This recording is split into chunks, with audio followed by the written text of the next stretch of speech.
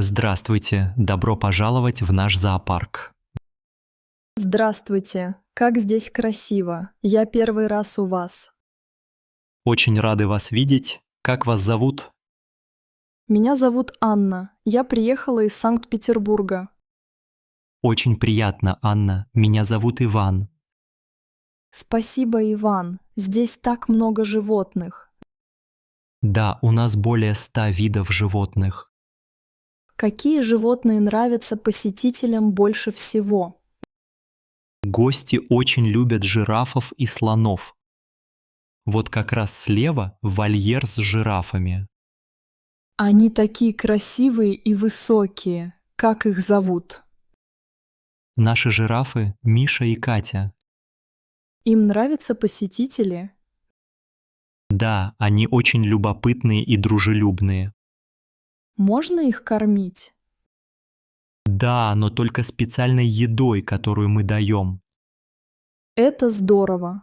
Какие еще любимые животные? Львы тоже популярны, особенно наш лев Борис. Я люблю львов. Он часто выходит к людям. Чаще всего утром и вечером. Днем он любит спать. Понятно. А дети любят каких зверей? Дети часто радуются обезьянам и пингвинам.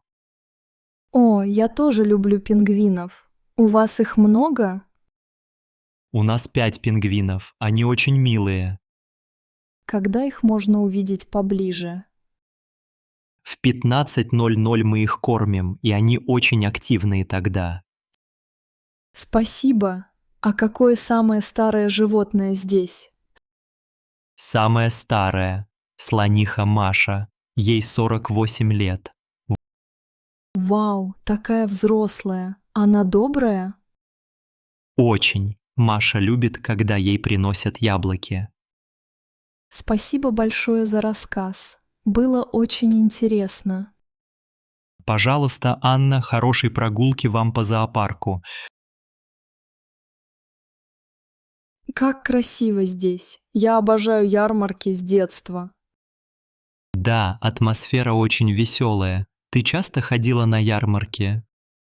В детстве я ходила с родителями почти каждое лето.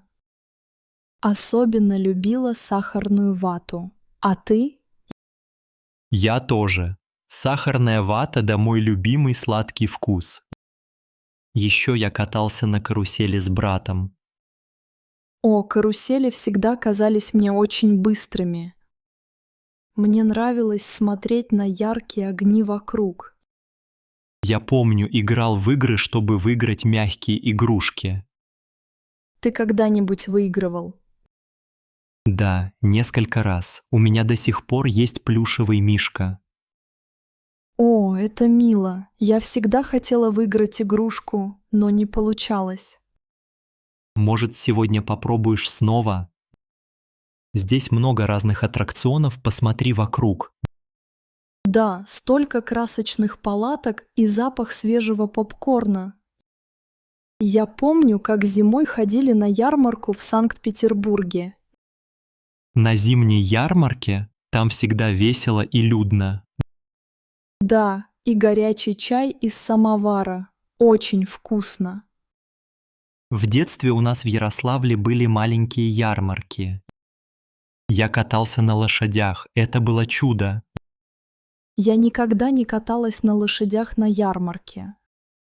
Но однажды мы всей семьей катались на большом колесе. Колесо обозрения – самая лучшая часть ярмарки. С него открывается красивый вид на город. Да, особенно вечером, когда огни загораются повсюду. Моя мама всегда брала фотоаппарат, чтобы снимать нас. У меня тоже много старых фотографий с друзьями. Я рад, что такие ярмарки до сих пор есть. Да, приятно иногда вернуться в детство. Иногда маленькие радости самые ценные. Согласен, может, купим шарики на память? Здравствуйте, моя машина что-то странно работает. Здравствуйте, покажите, пожалуйста, где проблема. Вот, под капотом что-то шумит иногда. Давайте я посмотрю. Так, открою капот. Когда последний раз делали техосмотр? В прошлом году, в мае, я из Москвы, не нашла сервис здесь. Понятно. Как часто вы меняете масло? Обычно раз в год. Это правильно? Лучше менять масло каждые 10 тысяч километров. Спасибо, буду знать. А фильтры тоже важно менять? Да, масляный и воздушный фильтры очень важны. А когда последний раз вы их меняли? Сейчас посмотрю в системе. Фильтр не меняли 2 года. Пожалуйста, замените фильтр и масло. Конечно. А тормозные колодки проверяли недавно? Нет, не проверяла. Нужно смотреть? Лучше проверить. Безопасность очень важна. Спасибо, вы проверите тормоза сегодня? Да, после масла и фильтра проверю тормоза. Отлично. Сколько времени займет обслуживание? Примерно час-полтора. Можно подождать здесь. У вас уютно. Здесь всегда так чисто. Спасибо. Мы стараемся, чтобы клиентам было приятно. Можно посмотреть машину, когда вы работаете. Да, стойте рядом, только не трогайте детали руками. Я поняла, спасибо. А машина очень старая? Нет, обычная. Главное, хороший уход. Буду стараться ухаживать лучше. Вы всегда советуете клиентам? Конечно, важно соблюдать минимальный уход за машиной. Спасибо за советы. Можно записаться на следующий раз. Да, давайте запишу вас. Как вас зовут? Меня зовут Анна. Спасибо за помощь и доброту. Пожалуйста, Анна, рад помочь. Приезжайте еще. Здравствуйте, Иван. Как у вас красиво в саду. Здравствуйте, Мария. Спасибо, рад вас видеть. Вы так хорошо ухаживаете за растениями. Спасибо. Я люблю работать в саду каждый день. Мне тоже хочется сделать красивый сад. Но у меня мало опыта. Какие растения лучше выбрать? Для начала подойдут неприхотливые цветы. Например, бегонии и петунии очень просты. Интересно. А за ними нужно много ухаживать? Нет, немного. Их нужно поливать и иногда удобрять. У меня есть только время утром. Этого достаточно? Да, поливать утром – хороший выбор для растений. А как насчет комнатных растений? Фиалки и сансевиерии очень просты для дома. Сансевиери – это тещин язык? Да, верно. Ее редко нужно поливать. Их легко найти в магазине? Да, их продают почти везде в Новосибирске. Спасибо. А какие кустарники не требуют много внимания? Сирень и спирея растут сами по себе почти без ухода. Сирень пахнет очень приятно весной. Да, у меня здесь 2 сирени. Скоро будут цвести. А можно посадить их рядом с окнами? Конечно. Главное посадить их на солнце. Я попробую весной. А трава какая самая простая? Обычная газонная трава неприхотлива. Ее тоже нужно поливать каждый день. Не обязательно. Раз в 3 дня достаточно. Спасибо за советы. Уже хочется начать. Если нужна помощь, обращайтесь, я помогу. Спасибо, Иван. Очень приятно с вами говорить. Мне тоже приятно, Мария. Хорошего дня. Вам тоже хорошего дня и удачи с вашим садом. Оля, ты часто покупаешь что-то в интернете? Да, Дима, довольно часто. А ты? Я тоже. Мне нравится, что это удобно. Да, можно выбрать все, что угодно, не выходя из дома. Точно. Особенно зимой приятно не гулять по магазинам. Мне нравится экономить время, не надо стоять в очереди. И выбор гораздо больше, чем в обычном магазине. Да, интернет-магазины часто делают скидки. Я люблю искать скидки и акции. Это весело. Но бывают и минусы. Иногда сложно выбрать размер. Я однажды заказала платье, но оно было мало. У меня было похожее. Кроссовки пришли не по размеру. Возвращать покупки часто неудобно, долго ждать. Да, а еще иногда товар отличается от фотографии. Я поэтому стараюсь читать отзывы перед покупкой.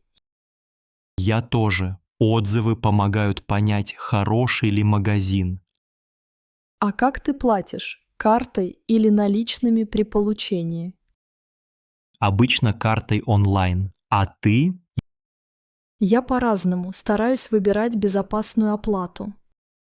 Бабушка из Питера всегда боится платить картой в интернете. Это понятно. Старшее поколение не доверяет новым технологиям. А мне нравится, что все можно получить прямо домой. Иногда доставка быстрая, иногда ждать неделю приходится. Когда ждешь, время тянется медленно, но интересно.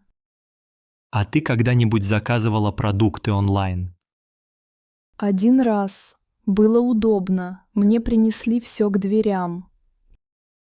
Я тоже пользовался этим сервисом зимой. Очень удобно.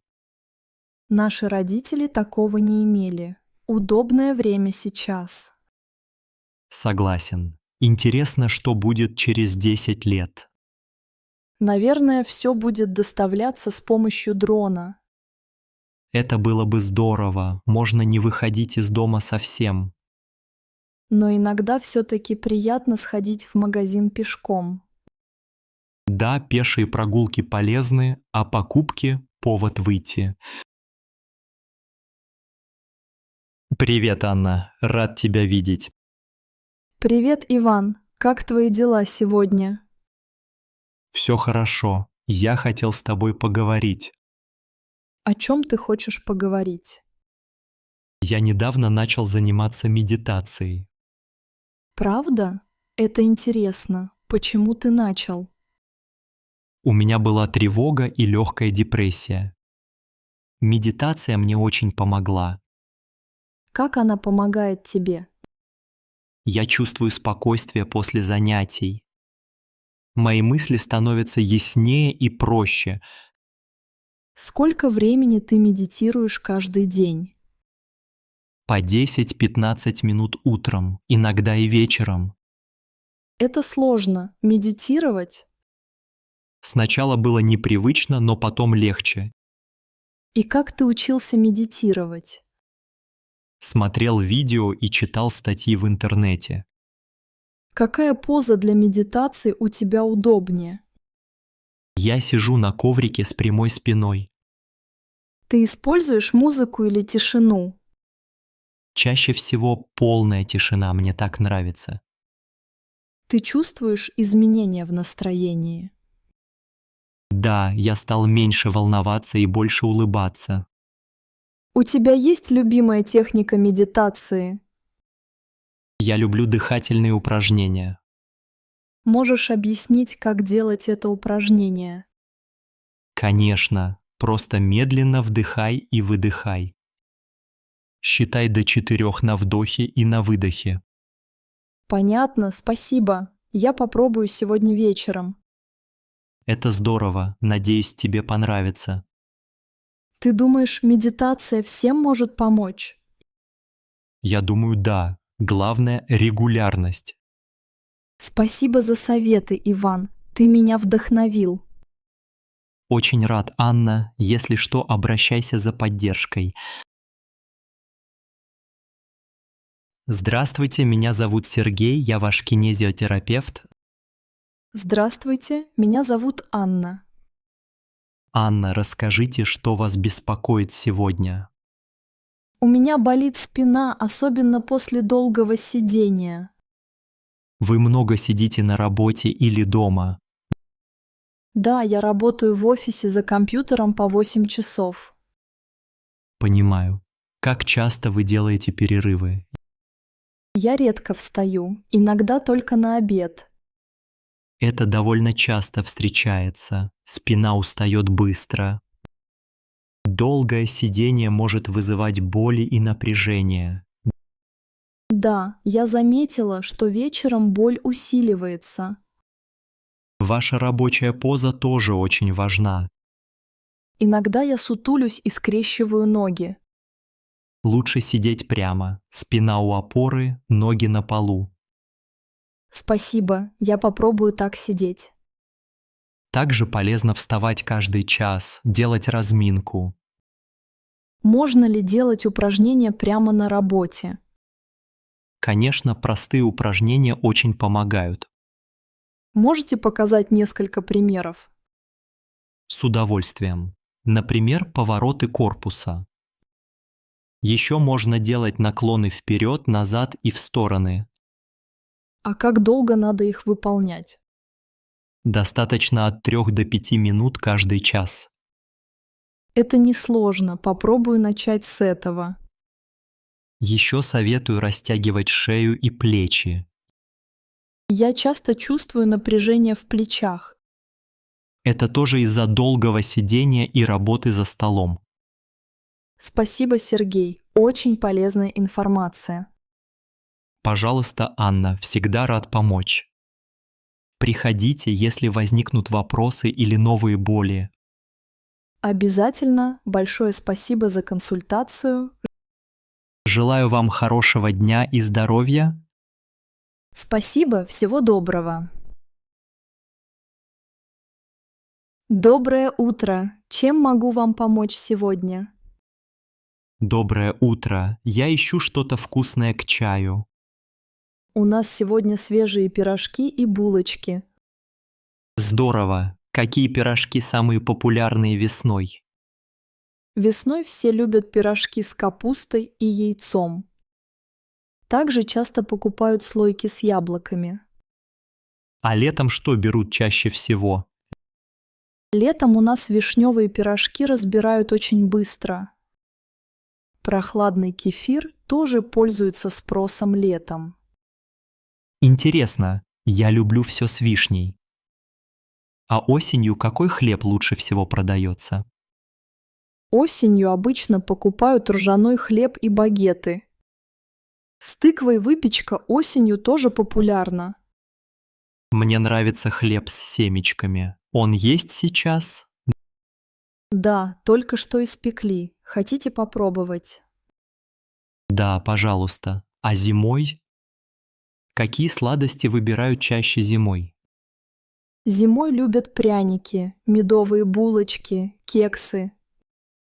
Горячий чай с пирожными часто заказывают. Я часто беру у вас пирожные зимой. Я это помню, вы всегда улыбаетесь при покупке.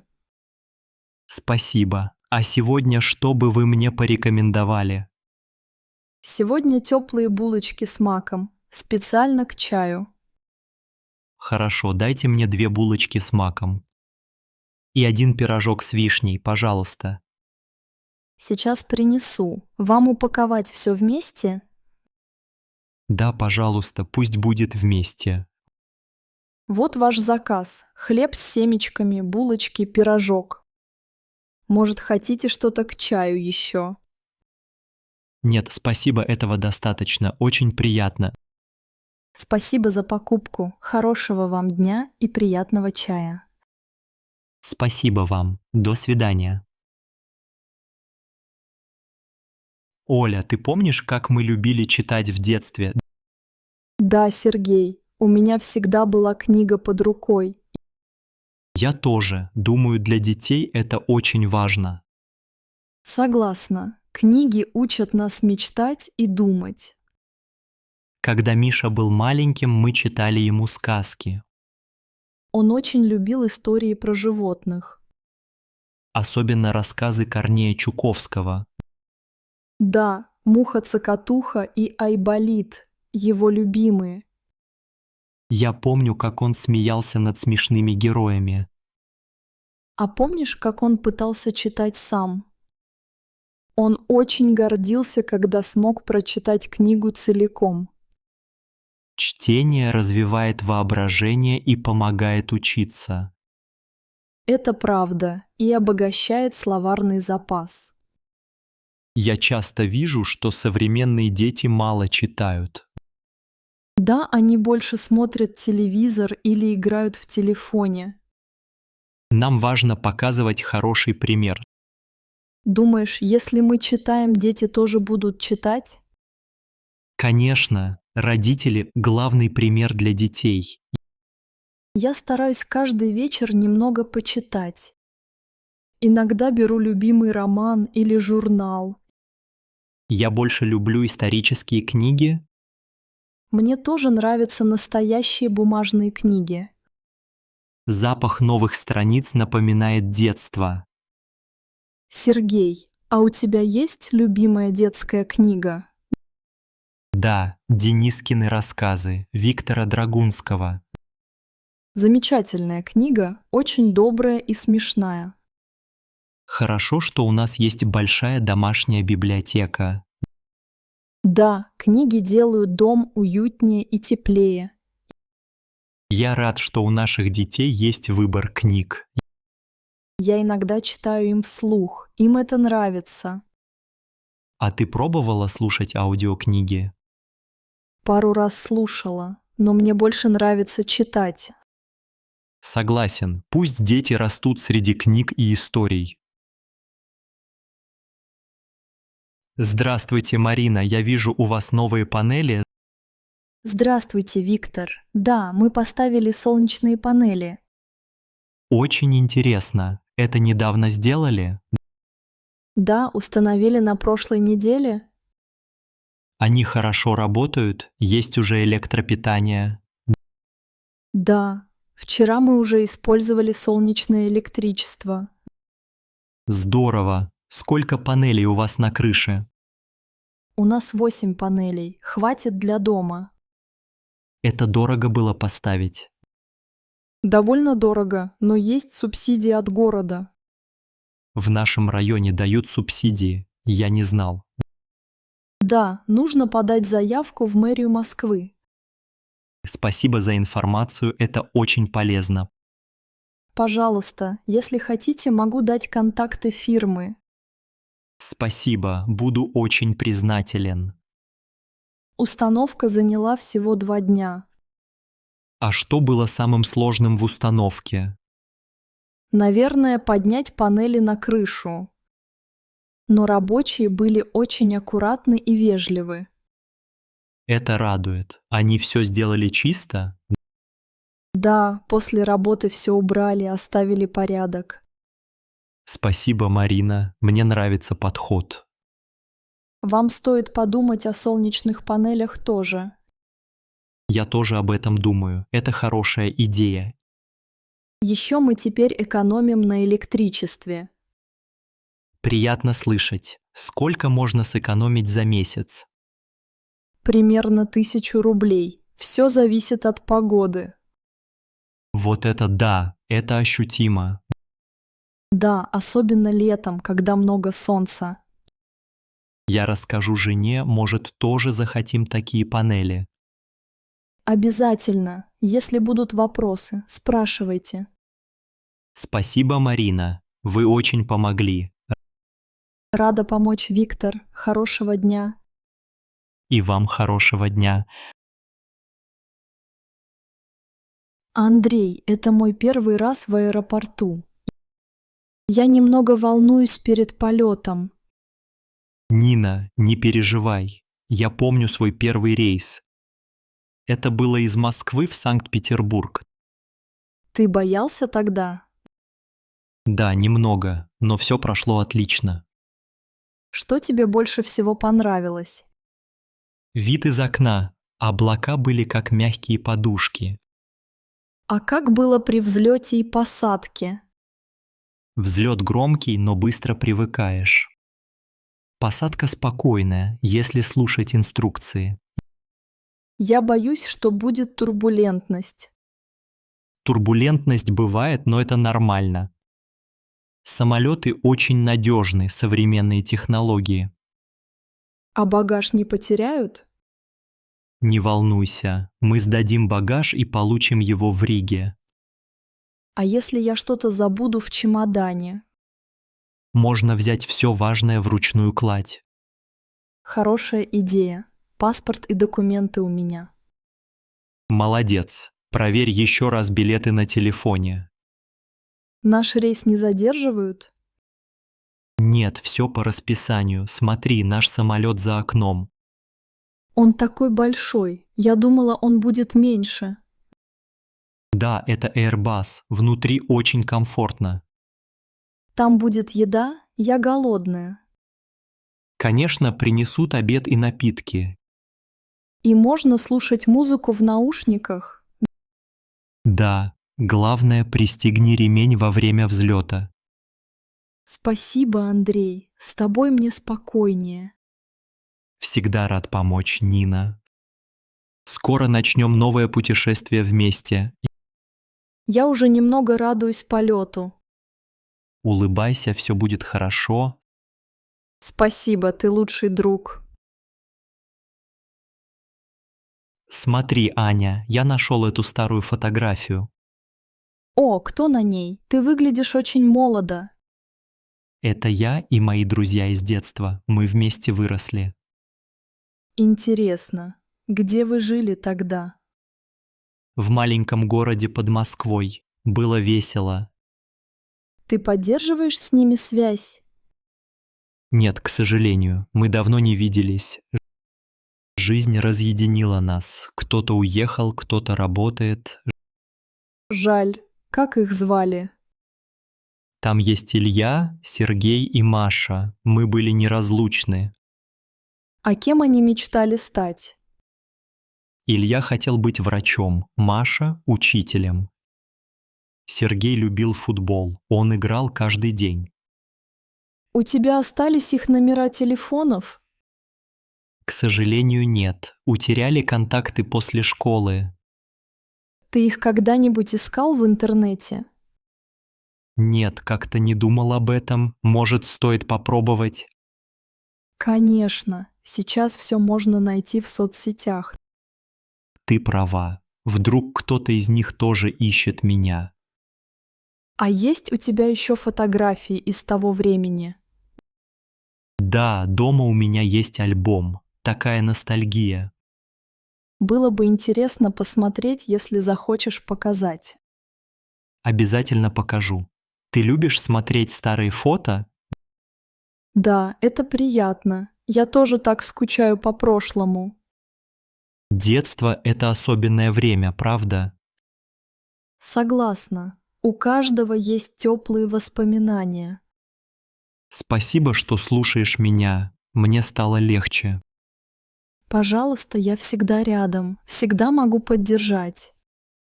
А есть ли у тебя такие старые друзья? Да, но мы редко общаемся. Все заняты сейчас. Жаль, что взрослая жизнь такая. Главное – помнить хорошие моменты. Это помогает. Ты права, Аня. Может быть, стоит кого-то найти? Давай попробуем вместе. Я помогу, если захочешь. Здравствуйте. Мне нужно купить некоторые детали для машины. Здравствуйте. Какую машину вы обслуживаете? Это Лада Гранта 2016 года. Какие детали вам нужны? Мне нужен передний бампер и зеркало на водительскую дверь. Цвет машины имеет значение для вас? Желательно белый, как у меня. Хорошо, сейчас посмотрю на складе. А зачем вам нужны эти детали? Я попала в небольшую аварию во дворе. Теперь зеркало сломано, а бампер поцарапан. Понимаю, бывает. У нас есть белый бампер. но зеркало белого цвета только в наличии бывшей в употреблении. Бывший в употреблении подойдет. Главное, чтобы работало. Оно исправно, стекло целое, все крутится. Отлично. Сколько это будет стоить вместе? Бампер 4000 рублей, зеркало 1500.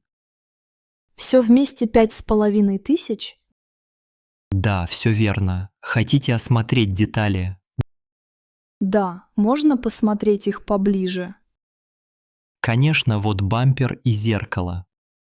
Бампер выглядит хорошо, царапин почти нет. Зеркало тоже в порядке, все подходит. Хотите установить детали здесь или заберете с собой? Вы можете установить их сейчас. Да, конечно. Это займет около получаса. Спасибо, я могу подождать здесь. Можете сесть в комнату ожидания, там есть чай. Спасибо большое, очень удобно у вас. Мы всегда рады помочь клиентам.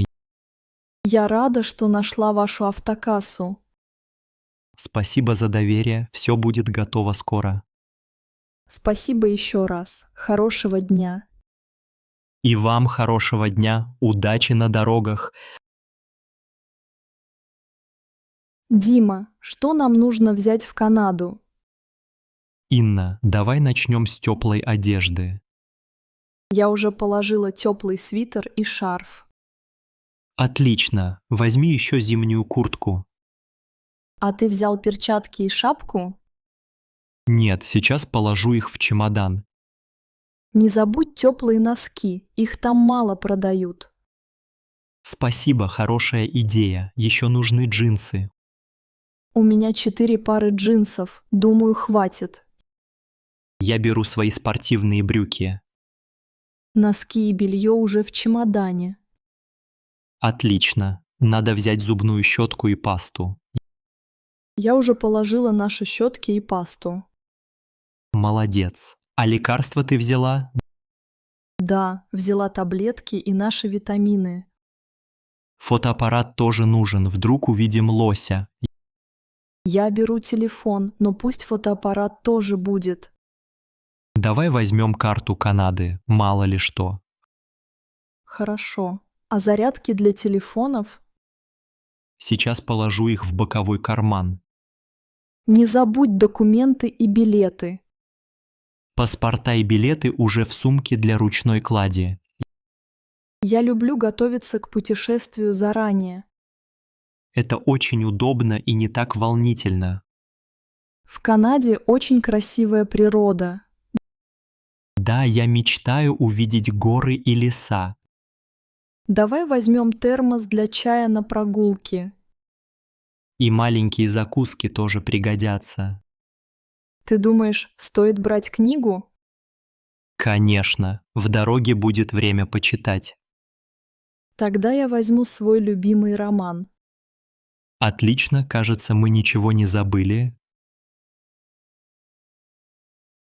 Ольга, опять пробка. Сколько машин на шоссе? Да, Илья, жара ужасная. Солнце прямо в окно светит. Хорошо, что у нас вода. Хочешь глоток? Спасибо, дай, пожалуйста. Уже пересохло в горле. Кондиционер работает плохо, почти не помогает. Может открыть окно, но тогда будет шумно. Нет, пусть будет закрыто, так хоть немного прохладно. Смотри, впереди дети в машине играют в карты. Им веселее ждать, чем нам. Мы просто болтаем. Зато у нас отпуск, скоро будем на море. Да, в Сочи. Уже представляю, как купаюсь в волнах. Я хочу шашлык у моря и свежий арбуз. А я мороженое с клубникой и шоколадом. Ты всегда любишь сладкое, Оля. А ты шашлык. Это по-русски. Как ты думаешь, долго еще будем стоять здесь? Навигатор говорит, что еще 30 минут. Ну ладно. Послушаем радио. Может, там новости. Хорошая идея. Надеюсь, музыку приятную включат. Смотри, у всех окна открыты, все жара не любят. Да, у всех лица красные. Настоящая каникульная пробка. Но настроение хорошее, мы улыбаемся, хоть и жарко. Ты всегда находишь что-то хорошее. Молодец. Главное — быть вместе, даже в пробке. Сколько километров осталось до моря? Чуть больше 200. Потерпим немного. Пусть пробка быстрее рассосется. Очень хочу уже плавать. Я тоже. Ты помнишь наш отдых в Анапе? Конечно, тогда тоже была пробка, но не такая сильная. Да, но тогда дождь был. Сейчас хотя бы солнце. Лучше жарко, чем мокро. Я люблю лето. И я. Особенно наши поездки вместе. Скоро будем на месте. Еще чуть-чуть терпения. Здравствуйте. Какой сегодня красивый день, правда? Здравствуйте. Да, погода отличная, солнце светит. Вы здесь живете или просто в гостях? Я живу здесь, в этом городке. А вы? Я приехал из Москвы, хочу посмотреть окрестности. Очень приятно. Ваше имя? Меня зовут Андрей, а вас? Я Марина. Добро пожаловать в наш город. Спасибо, здесь очень уютно, тихо. Да, у нас красивая природа и добрые люди. Я заметил много зелени вокруг. Это лес? Да, недалеко большой лес и озеро. Озеро? Можно там гулять или купаться? Конечно, летом там отдыхают семьи с детьми. А какие здесь есть достопримечательности? Есть старая церковь, музей и красивая площадь. Можно легко ходить пешком по городу. Да, все рядом. Центр, магазины и парк близко. Есть ли кафе или рестораны поблизости? Да, рядом есть уютное кафе с домашней кухней. Как называется это кафе? У Светланы. Там очень вкусные пироги. Я обязательно попробую. Чем занимается город? В основном люди работают на ферме и в магазине. У вас здесь много туристов летом? Достаточно. Приезжают из разных городов. Мне нравится этот спокойный ритм жизни. Я тоже люблю маленькие города. Здесь безопасно. Спасибо, что рассказали. Я узнал много нового. Пожалуйста, если будут вопросы, спрашивайте. Я рад знакомству, Марина. И я тоже, Андрей. Хорошего дня. Вам тоже отличного дня. Здравствуйте, я хочу подать заявление о краже. Добрый день. Что случилось? Где произошло ограбление? Это случилось сегодня утром в моей квартире. Можете сказать ваш адрес, пожалуйста? Да, улица Лесная, дом 15, квартира 12. Спасибо. Как вас зовут? Меня зовут Алексей Петров. Алексей, вы были дома во время кражи? Нет, я был на работе. Я вернулся около 6 часов. Что вы обнаружили, когда пришли домой? Дверь была открыта, вещи лежали на полу. Я сразу понял, что что-то случилось. Вы заметили, что пропало? Да, исчез телевизор, ноутбук и немного денег. Вы уверены, что деньги были в квартире до этого? Да, деньги лежали в ящике, их больше нет. Вы видели кого-то подозрительного рядом с домом? Нет, я никого не заметил, все было спокойно. Может быть, у вас есть соседи, которые что-то видели? Я спросил соседку, но она ничего не слышала. Хорошо.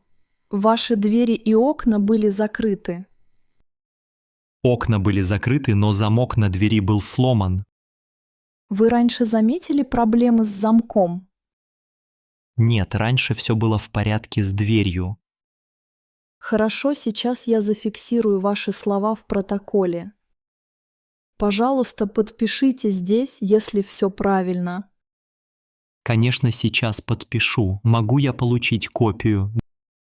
Да, я дам вам копию после заполнения данных. Что дальше делать? Нужно ли мне звонить в страховую? Да, сразу сообщите вашей страховой компании. Мы начнем расследование и свяжемся с вами при необходимости. Спасибо. Надеюсь, вы найдете воров. Мы сделаем все возможное. Хорошего дня, Алексей. Привет, Андрей. Сегодня мы будем готовить лазанью. Привет, Ольга. Я никогда не готовил лазанью. Не волнуйся, я помогу тебе. Это несложно. Спасибо. Какие ингредиенты нам нужны? Нам нужны листы для лазаньи, фарш, лук и морковь. Также томатный соус, сыр, молоко и немного масла. Я вижу, все лежит на столе. Что делаем первым делом? Сначала нарежь лук и морковь маленькими кубиками. Хорошо. Нарезал. Что дальше? Теперь обжарь лук и морковь на сковороде с маслом. Я жарю овощи. А когда добавлять фарш? Через пару минут добавь фарш и помешивай. Фарш уже меняет цвет. Нужно добавить соль? Да, посоли немного и добавь перец по вкусу. Теперь вылей томатный соус и туши пару минут. Пахнет очень вкусно. А листы для лазаньи не варим? Некоторые листы не требуют варки. Посмотри упаковку. Понятно. Этим не надо. Как собрать лазанью? На дно формы положи немного соуса. Потом слой лазаньи, мясо, снова соус, посыпь сыром. Повторять, пока продукты не закончатся? Да, правильно, последний слой должен быть сыром. Много сыра сверху. Я люблю это. Теперь поставь форму в разогретую духовку на 180 градусов. На сколько минут оставлять лазанью в духовке? Около 40 минут. Смотри, чтобы сыр был золотистым. Понял. Ольга, ты часто готовишь лазанью дома? Иногда, особенно для семьи или гостей. А какой салат лучше подойдет к лазанье? Я обычно делаю простой салат с помидорами и рукколой. Хорошая идея. Уже хочется попробовать. Немного терпения, Андрей. Лазанья почти готова. Спасибо, Ольга. Ты отлично объясняешь. Пожалуйста, вместе готовить всегда веселее. Здравствуйте. Чем могу помочь?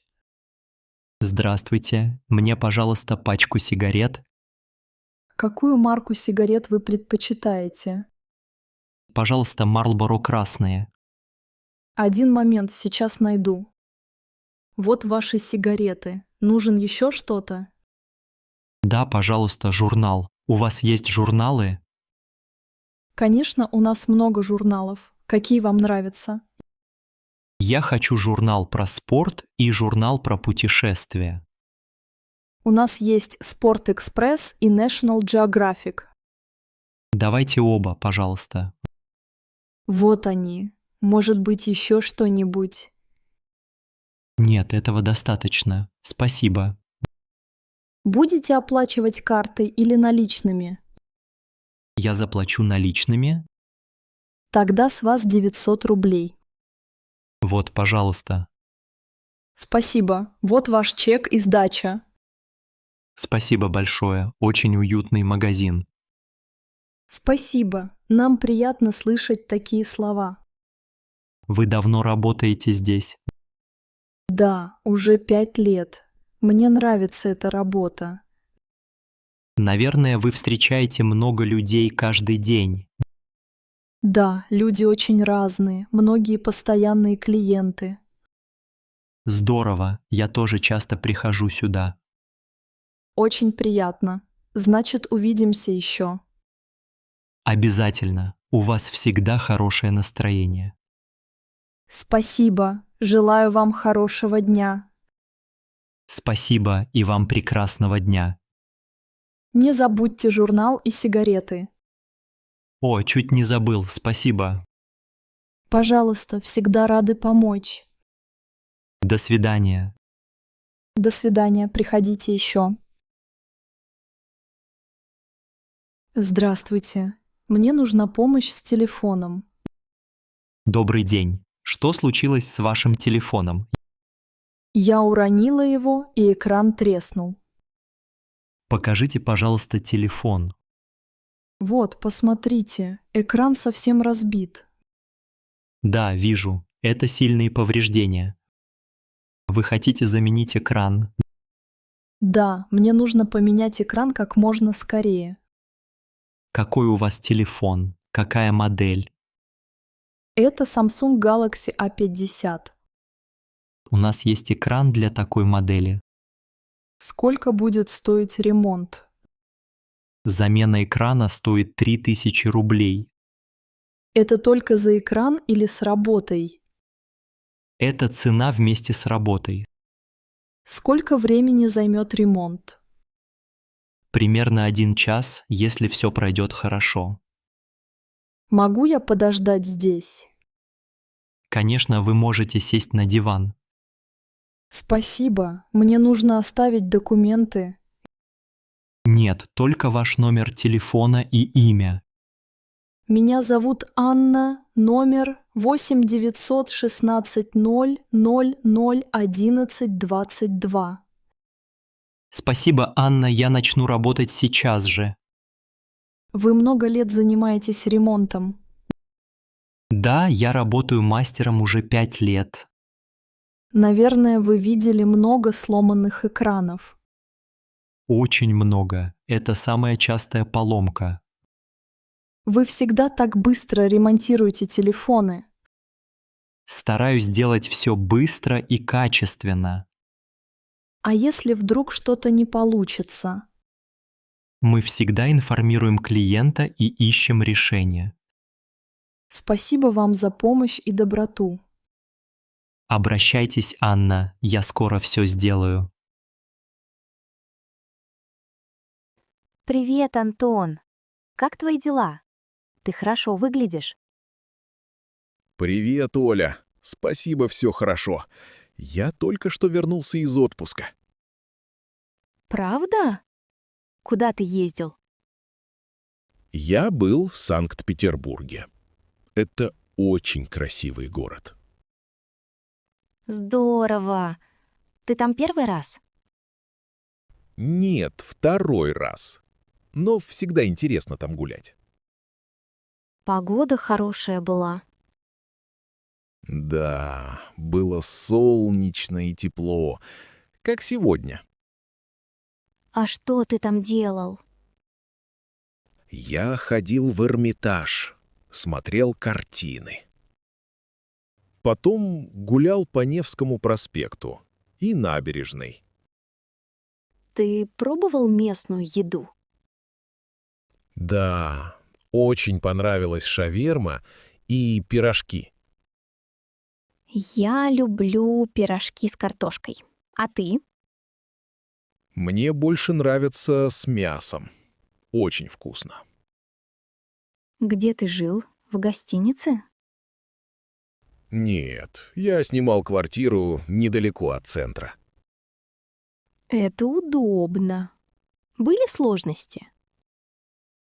Нет, все прошло отлично. Люди были очень дружелюбные. Здорово.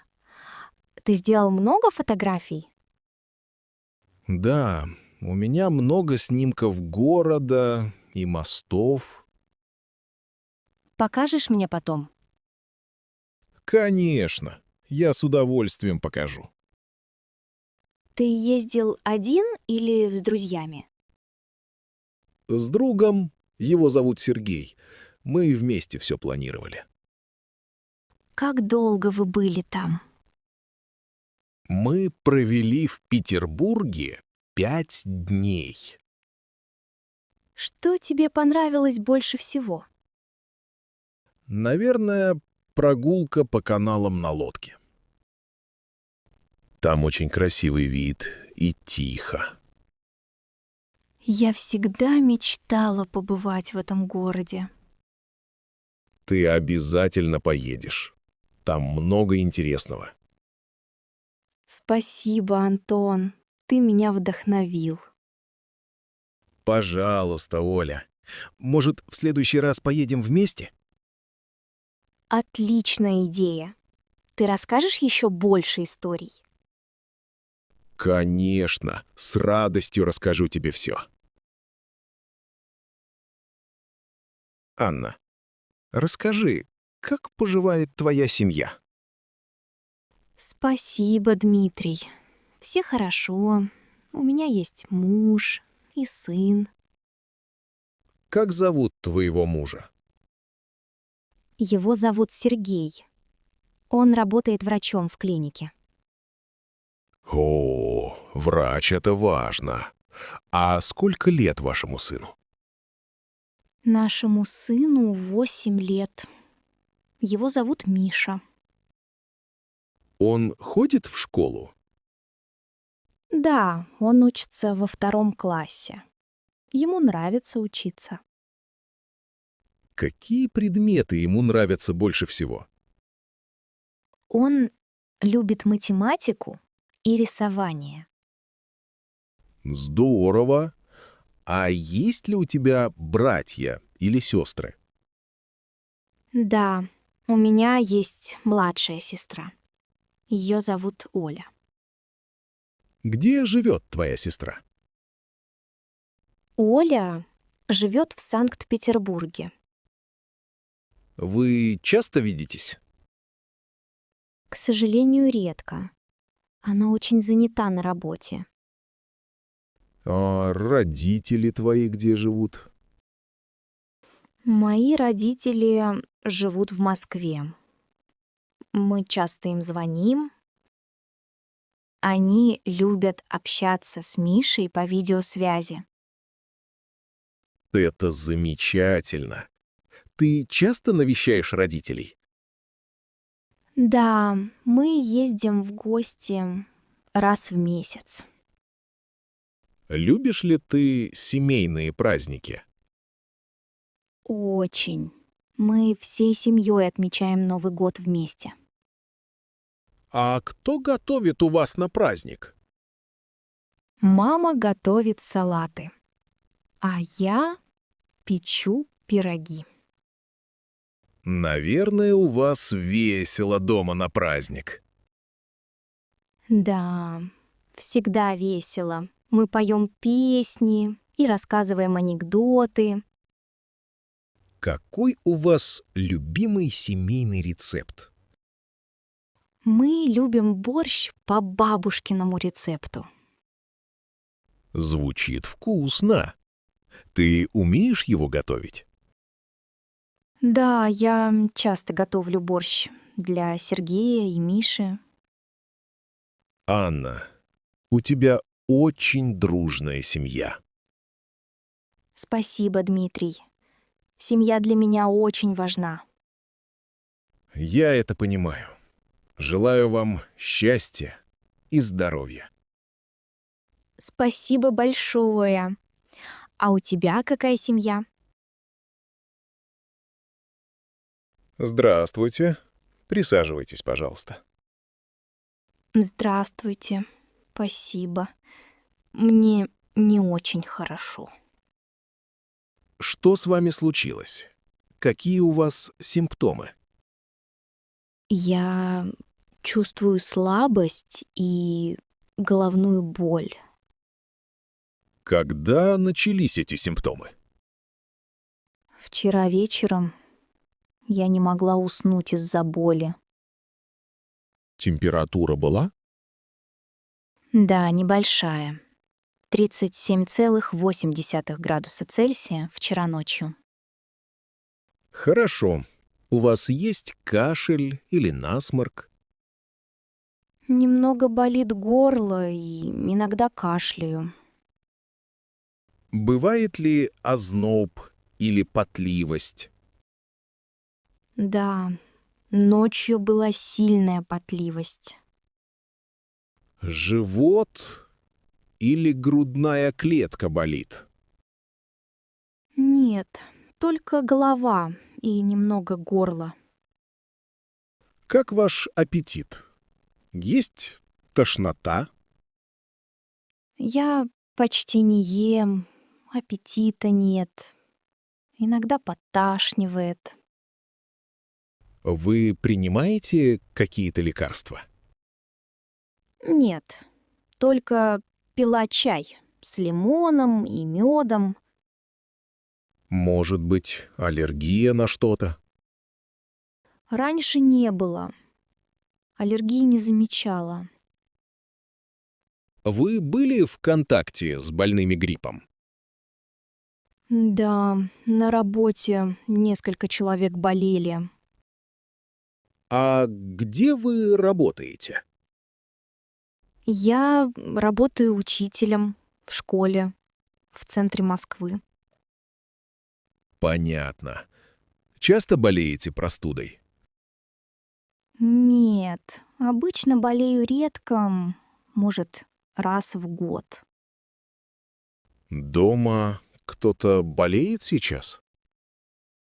Нет, дома все здоровы. Я осмотрю вас. Откройте, пожалуйста, рот. Хорошо. А Горло немного красное. Послушаю ваши легкие. не за что. Дышите глубоко. Не волнуйтесь, все нормально. Спасибо, доктор. Мне нужно что-то принимать? Да, пропейте теплый чай, отдыхайте и принимайте парацетамол. Если станет хуже, приходите снова. Спасибо большое за помощь. Выздоравливайте. Хорошего дня. Привет. Как тебя зовут? Привет. Меня зовут Даша. А тебя? Я Илья. Ты здесь учишься? Да, я учусь на 2-м курсе. А ты? Я тоже студент, только на 1-м курсе. Здорово. Чем ты любишь заниматься в свободное время? Я люблю играть на гитаре и слушать музыку. О, классно. Какую музыку ты слушаешь? Мне нравится рок и поп. А тебе? Я люблю слушать джаз. И иногда рэп. Интересно. Ты сама играешь на инструментах? Нет, но я хожу в хор. Я люблю петь. Круто. Я всегда хотел попробовать петь в хоре. Приходи на репетицию. Новые люди всегда нужны. Спасибо. Может быть, попробую.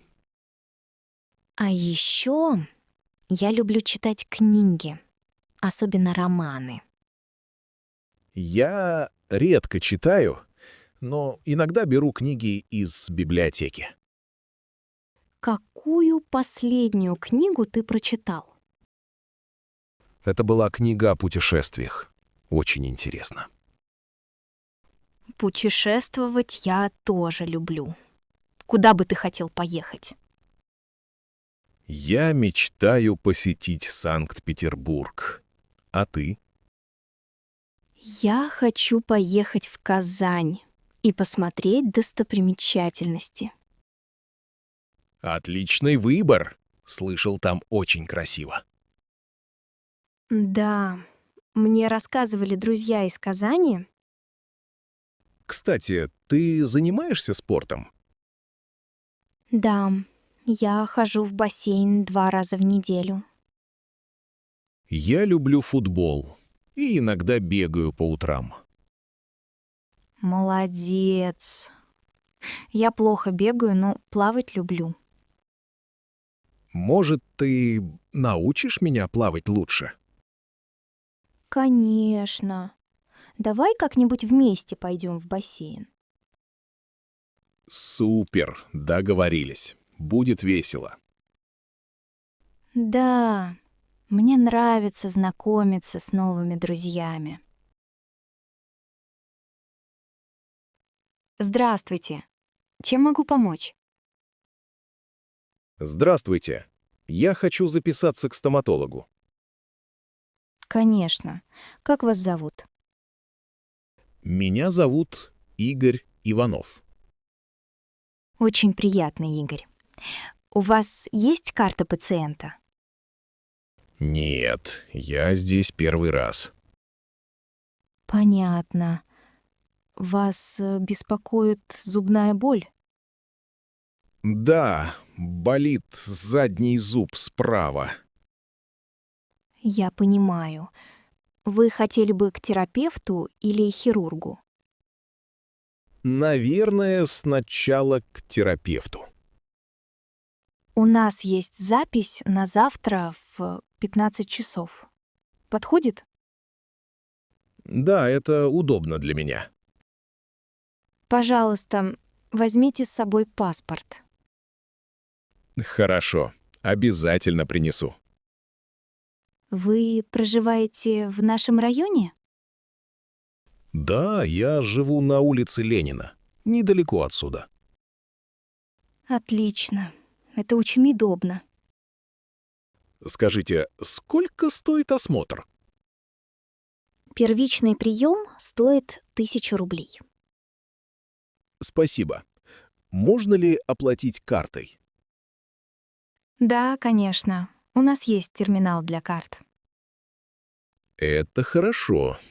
Сколько времени займет прием?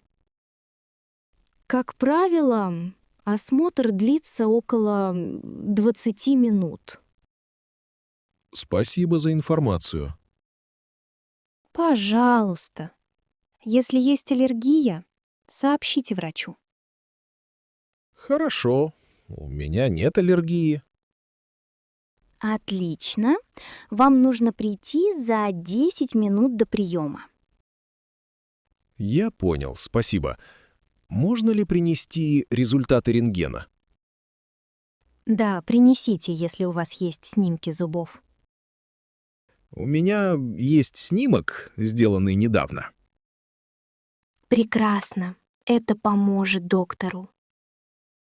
Спасибо большое за помощь. Пожалуйста, ждем вас завтра в 15 часов. До свидания. До свидания. Хорошего дня.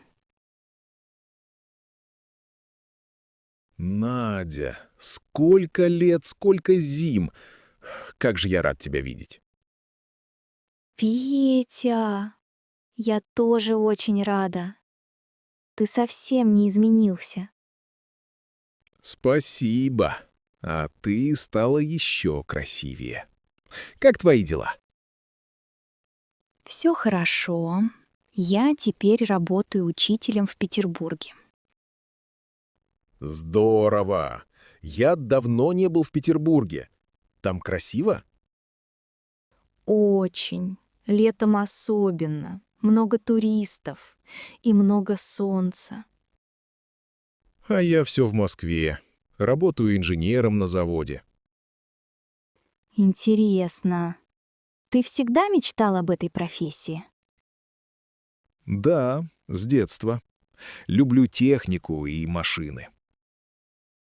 Помню. Ты всегда разбирал игрушки, чтобы узнать, как они работают. Да, это правда. А ты еще пишешь стихи? Пишу иногда. Вдохновение приходит вечером, когда тихо, Ты бы показала мне свои новые стихи? Может быть, потом. Сейчас хочу слушать тебя. Конечно. Ах, как хорошо здесь на террасе. Да, свежий воздух и аромат кофе. Так приятно. Что будешь пить? Кофе или, может, чай? Я закажу капучино. А ты что предпочитаешь? Мне нравится эспрессо. Горячий и крепкий. Официант тут очень вежливый. Я часто сюда прихожу. Правда? По вечерам здесь, наверное, уютно. Да, особенно когда играет живая музыка. Ты любишь слушать музыку? Очень. Мне нравится джаз и русские романсы. Я тоже люблю джаз. Иногда даже пытаюсь играть на гитаре. О, я не знала, что ты играешь на гитаре. Начал учиться год назад. Пока получается не очень. Главное — это желание. Все приходит со временем. Спасибо за поддержку, Надя. Ты всегда верила в меня. Конечно. Мы ведь друзья с детства. Я так рад, что мы встретились снова. Я тоже. Такие встречи делают жизнь ярче. Давай встретимся здесь еще раз, на следующей неделе. Обязательно. Мне будет очень приятно. Здравствуйте. Извините, вы можете мне помочь? Здравствуйте. Конечно. Чем могу помочь? Я не могу найти свой гейт. У меня билет на Москву. Покажите, пожалуйста, ваш билет. Вот, пожалуйста, я лечу рейсом СЮ-123. Спасибо. Ваш выход номер 9. А где находится выход 9? Он находится прямо и потом налево. Вы видите таблички с номерами? Да, вижу. Спасибо. Теперь понятно. Скажите, а когда начинается посадка? Посадка на ваш рейс начнется через 30 минут. Спасибо. У меня еще один вопрос. Где я могу купить воду? Воду можно купить в кафе, рядом с выходом номер 8. Это далеко от выхода номер 9? Нет, это совсем рядом. Вам идти 2 минуты. Спасибо. А где здесь туалет? Туалет находится рядом с эскалатором. Понятно. А как долго длится регистрация на рейс? Регистрация обычно длится 2 часа. Но сейчас она уже закончилась для вашего рейса. Я успел зарегистрироваться онлайн. Отлично. Тогда можете проходить на контроль. Спасибо большое. Мне здесь все очень понятно. Пожалуйста. Если будут вопросы, подходите ко мне. Хорошо. Как вас зовут? Меня зовут Анна. А вас? Меня зовут Илья. Приятно познакомиться. Взаимно, Илья. Хорошего полета в Москву. Спасибо, Анна. Хорошего дня. Спасибо. Не забудьте паспорт и посадочный талон. Не забуду. До свидания. До свидания. Счастливого пути. Здравствуйте. Я хочу взять на прокат педальное судно. Добрый день. На сколько часов вы хотите взять педало? Наверное, на 1 час. Сколько это стоит? 1 час стоит 500 рублей. У меня только 1000 рублей. У вас есть сдача? Конечно, сдача есть. Вы катаетесь одна? Нет, со мной подруга. Елена. Можно вдвоем? Да, наши педало рассчитаны на 2 человек. Отлично. А спасательные жилеты у вас есть? Да, конечно. Жилеты обязательны для всех. Как глубоко озеро? Я немного боюсь воды. Глубина у берега небольшая, не волнуйтесь. Спасибо, мне спокойнее. А сильное ли течение? Нет, течение слабое. Здесь очень безопасно. Это хорошо. А где мы можем покататься?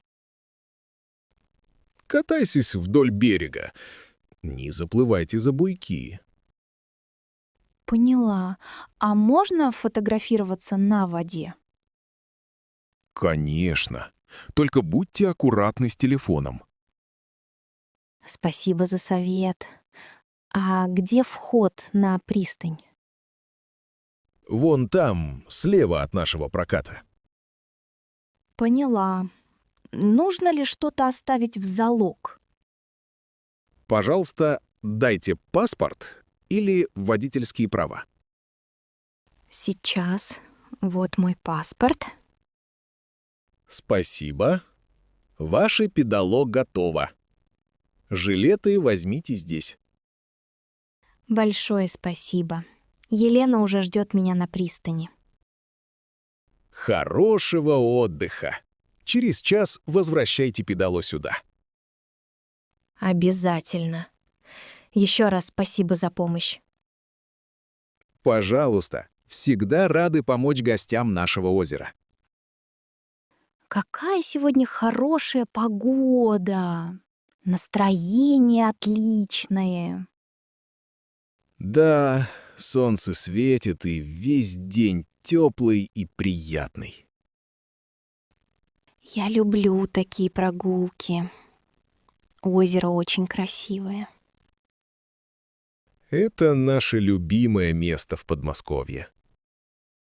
Я приеду сюда еще раз обязательно. Будем рады видеть вас снова. Приятной прогулки. Саш, поможешь мне нарезать овощи для салата? Конечно, Ирина. Где лежит нож? В верхнем ящике слева. Посмотри там. Нашел. Какие овощи резать сначала? Начни с огурцов, потом возьми помидоры. Хорошо.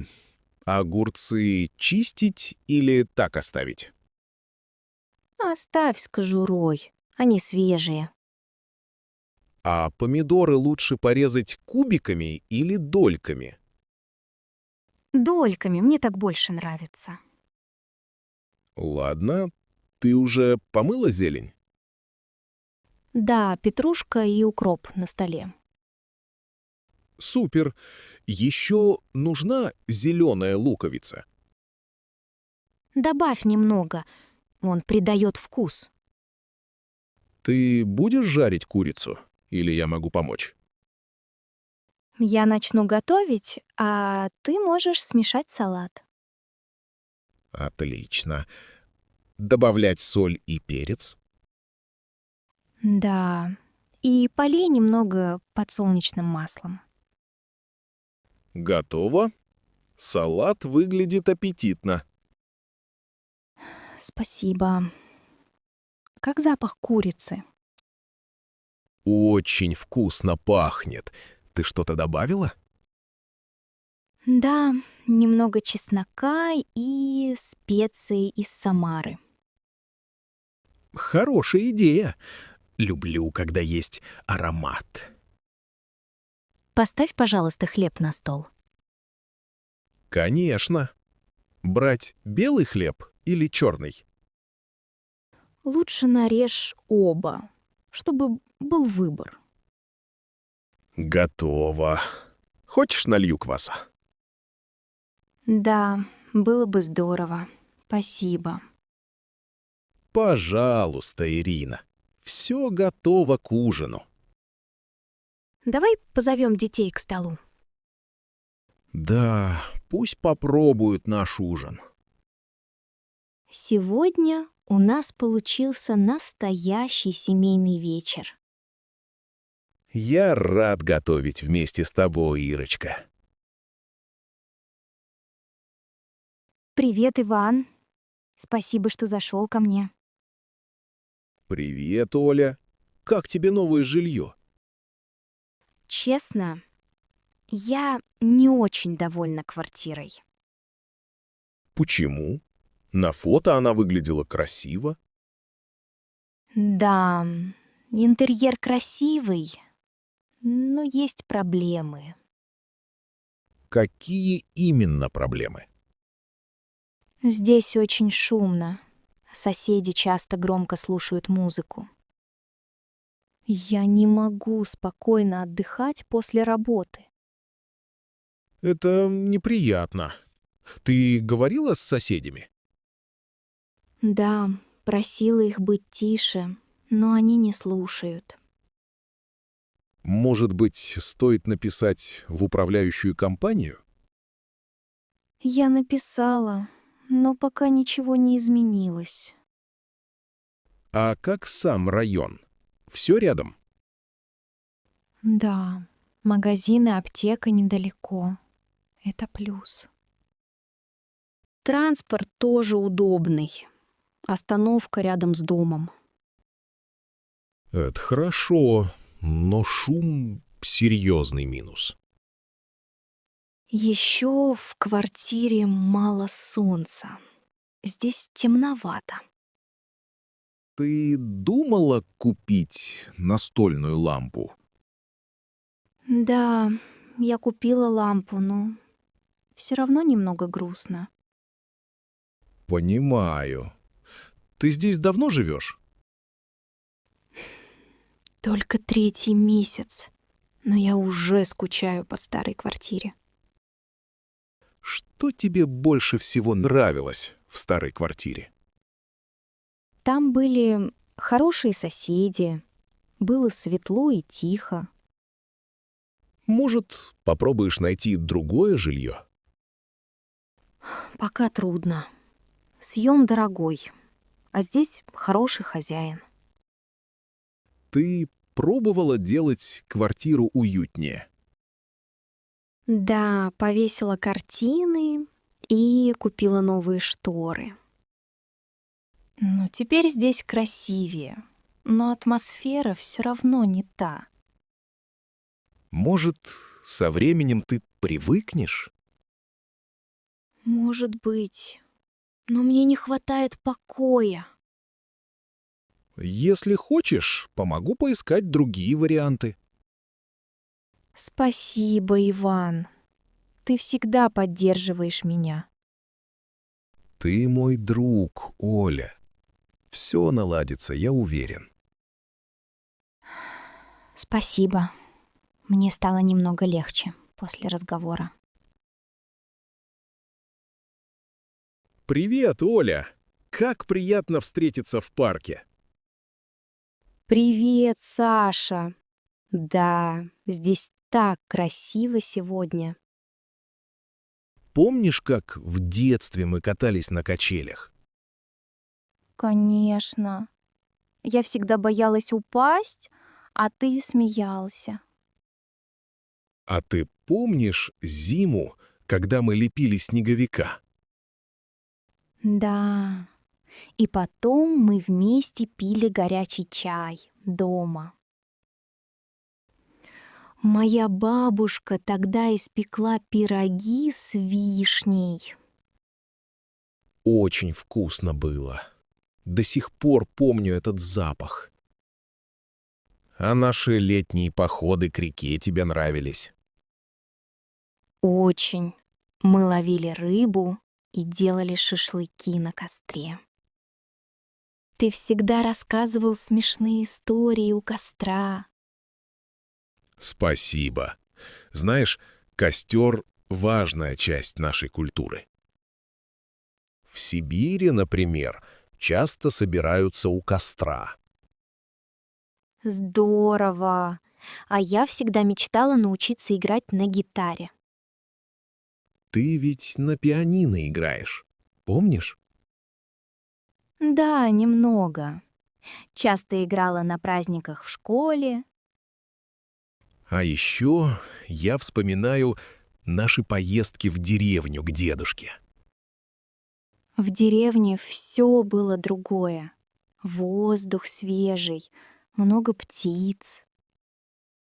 У нас был большой сад с яблонями и грушами. Я любил собирать яблоки и класть их в корзинку. Кстати, в России часто варят варенье из яблок. Да, мама всегда делала яблочное варенье осенью. Мы ели его с блинами по воскресеньям. Как это вкусно! Блины с вареньем — любимое блюдо. Ты часто вспоминаешь наше совместное детство? Да, иногда пересматриваю старые фотографии. У меня есть фото, где мы строим шалаш во дворе. Этот день был очень веселым. Мы смеялись до слез. Жаль, что сейчас у детей нет таких игр на свежем воздухе. Да, многие дети сейчас больше играют в телефоне. Ну, такие встречи, как сегодня, важны для воспоминаний. Согласен, Оля. Спасибо, что вспомнила все это со мной. И тебе спасибо, Саша. Будем чаще встречаться. Сергей, а как ты думаешь, можно построить шалаш на дереве? Марина, отличная идея. Это будет весело и интересно. Посмотри, это дерево крепкое. Думаешь, оно подойдет? Да, ствол толстый, ветви сильные. Думаю, выдержит нас. Я всегда мечтала о домике на дереве, как в фильмах. Да, часто показывают такие домики в американских кино. Ну и у нас в России делают домики, особенно на дачах. А какие материалы нам понадобятся? Деревянные доски, гвозди, молоток и, конечно, веревка. Можно еще окна сделать из старых рам, что в сарае. Конечно, они придадут уюта нашему дому на дереве. Ты умеешь пользоваться пилой? Я могу помочь. Я умею, но помощь пригодится. Вместе быстрее справимся. Может, нарисуем план, прежде чем начинать строить? Хорошая мысль. Будет проще представлять результат. Я видела, что некоторые покрывают крышу зеленой тканью. Здорово. Это красиво и хорошо защищает от дождя. Кстати, в Германии есть настоящие гостиницы на деревьях. Правда? Хотела бы там пожить хоть раз. А у нас будет мини-гостиница. для нашей семьи. Я бы повесила шторы, чтобы было уютнее. И можно положить старые подушки и плед для комфорта. А как думаешь, у нас получится за один день построить? Думаю, понадобятся выходные. Но начинать можно сегодня. Давай начнем с замера ветвей. Это важно для безопасности. Согласен. Ты принесешь рулетку? Я уже ищу молоток. Хорошо, сейчас принесу. Потом нарисуем план. Договорились? Договорились. Еще возьму карандаш и бумагу для чертежа. Какой замечательный будет день. Спасибо, что помогаешь. Мне самому нравится эта идея. Будем вспоминать детство. Я позову маму посмотреть наш проект. Ей понравится. Конечно. Пусть придет. Может, даст полезный совет. Скоро у нас будет уютный домик прямо на дереве.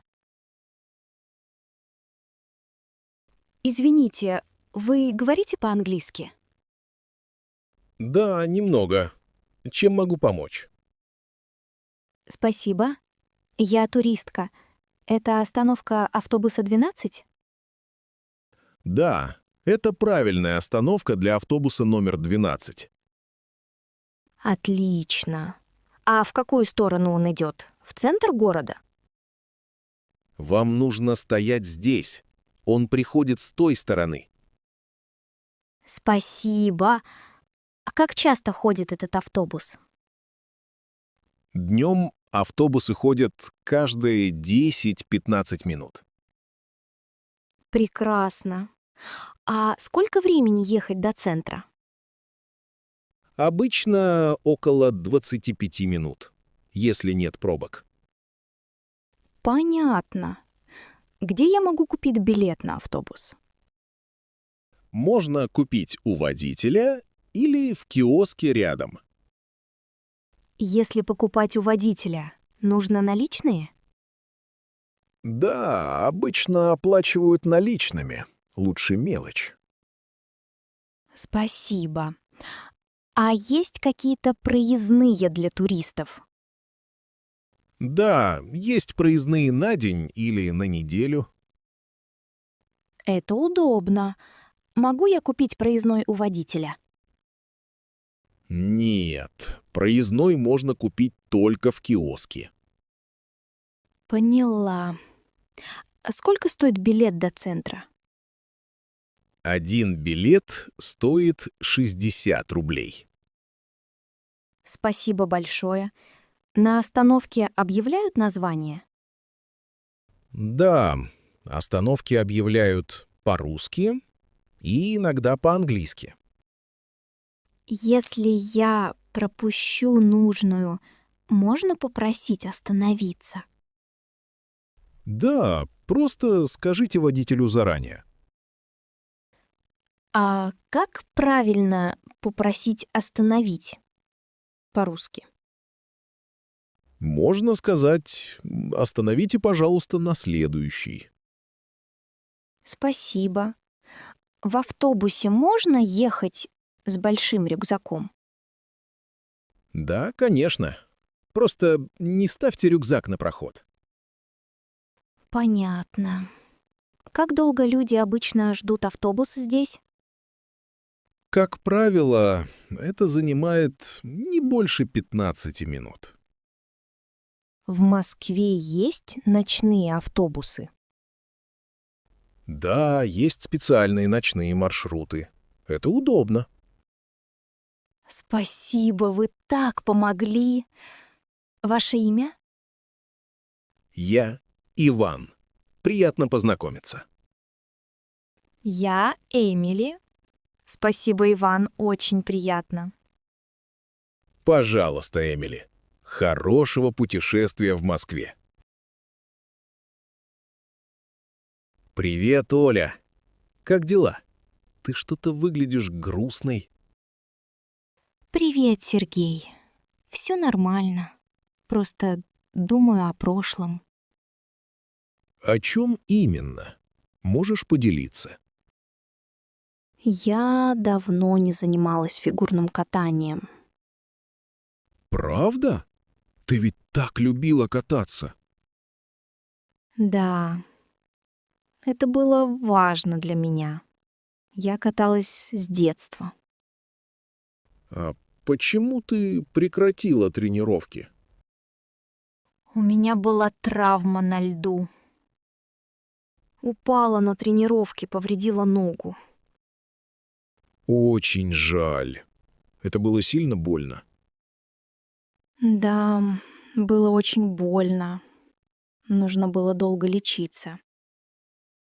Ты скучаешь по льду и выступлениям?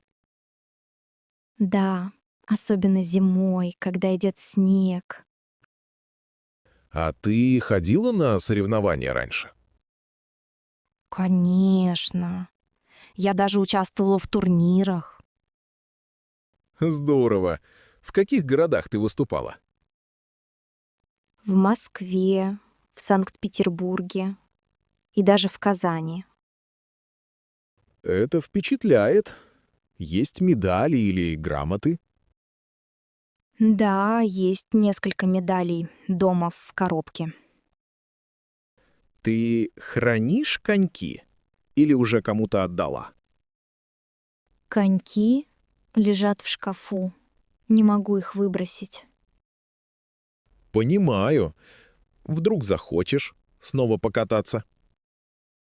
Может быть, когда нога полностью восстановится. Знаешь, фигурное катание придумали в Голландии. Правда? Я думал, это русский вид спорта. В России фигурное катание очень популярно. Да, все смотрят соревнования по телевизору зимой. Моя мама всегда болеет за наших фигуристов. Ты можешь тренировать детей, если хочешь. Иногда я помогаю в секции для малышей. Это дает много радости, когда вижу их успехи. Главное — не терять любовь к спорту. Спасибо, Сергей. Мне стало легче поговорить. Не за что, Оля. Ты сильная. Все наладится. Катя, почему ты перестала есть мясо? Саша, я решила стать вегетарианкой 2 месяца назад. Это интересно. А что стало причиной? Я посмотрела фильм про животных на фермах. Мне стало жалко животных, поэтому я изменила привычки. Я понимаю тебя, но мне сложно представить жизнь без мяса. Саша, это реально не так сложно, как кажется. А как насчет белков? Откуда ты их получаешь? Я часто ем фасоль, горох, чечевицу и грибы. В овощах и орехах тоже много витаминов. А вкусно ли это? Мне кажется, мясо вкуснее всего. Я нахожу новые рецепты. Овощи можно готовить по-разному. У меня папа охотник. Мы всегда ели мясо дома. У меня тоже в семье все любят мясо, кроме меня. Но теперь они пробуют мои блюда с овощами. Это здорово, что ты находишь компромисс с семьей. А ты не чувствуешь себя слабой без мяса? Нет, наоборот. Я стала ощущать больше энергии. Интересно, что в России все больше вегетарианцев. Да? Я думал, у нас только мясо и рыбу едят. Нет. Даже в Санкт-Петербурге есть кафе для вегетарианцев. Может быть, когда-то попробую их блюдо. Обязательно. Можно и дома что-то приготовить. Катя, а ты отказалась от рыбы тоже? Да, я сейчас не ем и рыбу. Не знаю. Мне сложно отказаться. Особенно от шашлыка. Я раньше тоже любила шашлык, но теперь мне не хочется. Есть много вкусных овощных блюд для пикника. Возможно, как-нибудь приготовим вместе?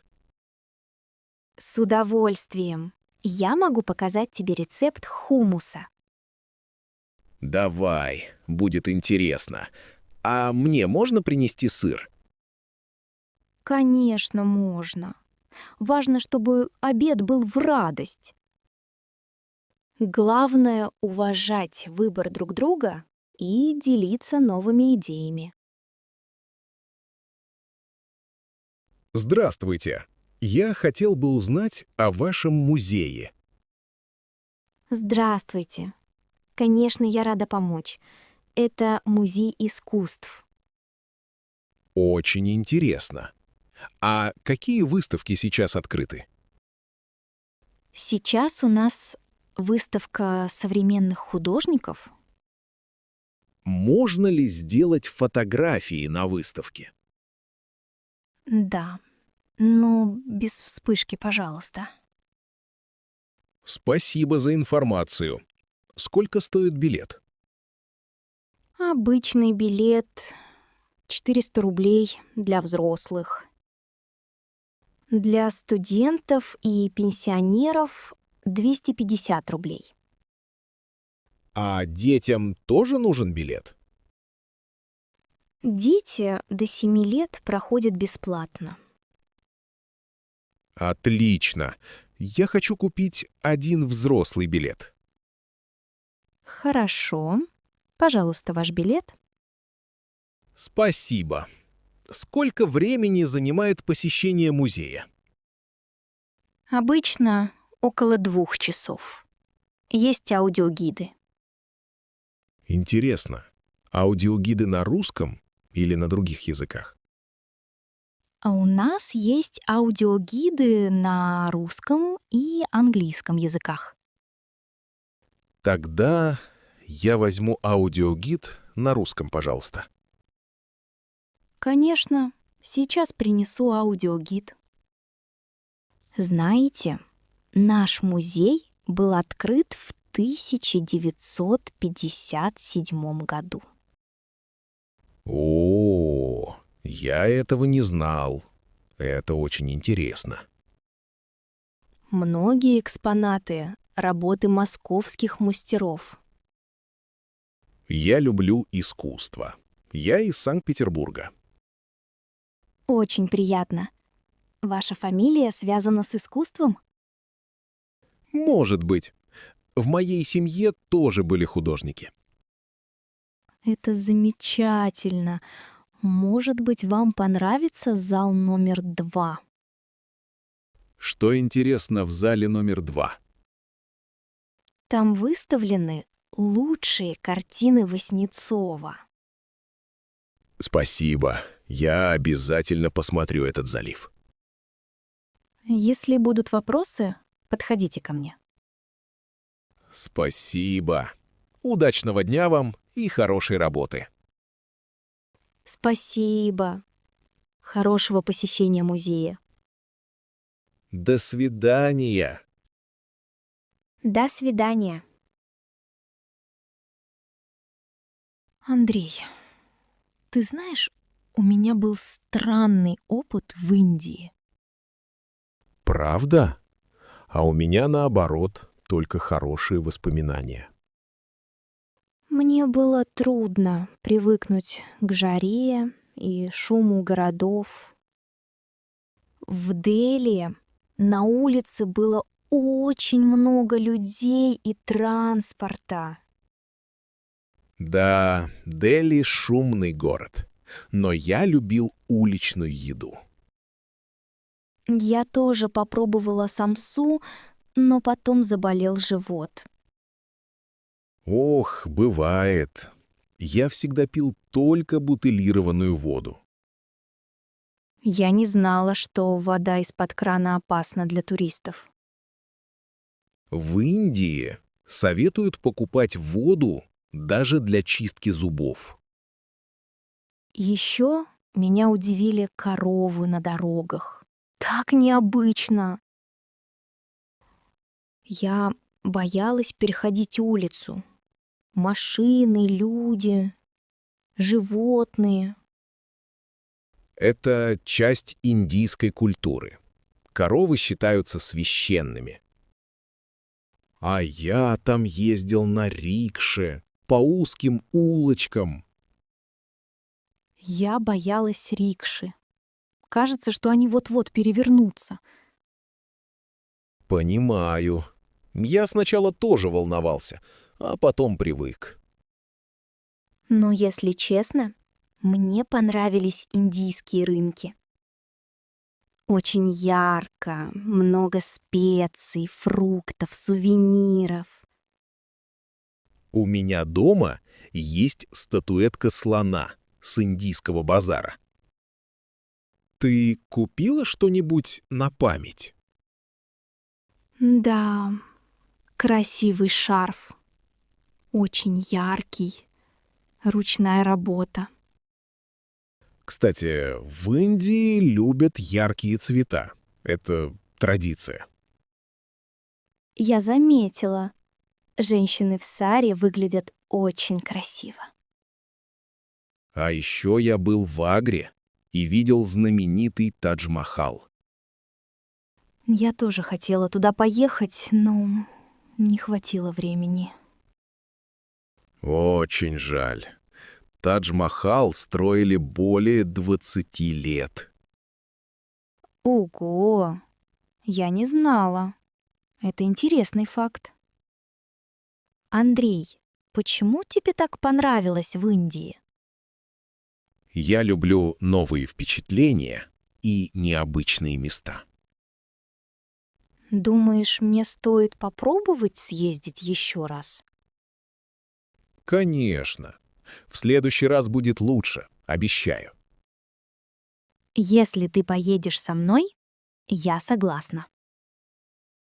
Договорились. Вместе будет веселей и спокойнее. Оля, ты же уже мама. Я скоро тоже стану папой. Если честно, я немного волнуюсь. Что делать? Поздравляю, Дима! Это очень радостная новость. Не волнуйся, все получится. Первый ребенок — это счастье. Спасибо, Оля. Но вдруг я что-то сделаю не так? Так думают все будущие родители. Это нормально. Важно поддерживать жену и слушать ее. Я стараюсь помогать Катюше по дому сейчас. Это хорошо. Совместная работа очень важна. Как научиться быстро менять подгузники? Сначала сложно, но практика — лучший учитель. Через пару недель ты все сможешь делать с закрытыми глазами. А если ребенок будет плакать ночью, что делать? Обычно помогает укачивание на руках или тихая песня. Катя любит колыбельные. Я попробую напеть что-нибудь. Кстати, в России популярна песня «Спят усталые игрушки». Да, бабушка ее пела мне в детстве. Вот видишь, традиции передаются. Это приятно. А как находить время для себя? Стоит обсуждать это с женой и иногда делать небольшие перерывы. Например, гулять на свежем воздухе. Хотя бы 10 минут. Иногда мне кажется, что все изменится навсегда. Жизнь действительно меняется, но он становится ярче. С ребенком узнаешь мир заново. Все становится новым. Это звучит здорово.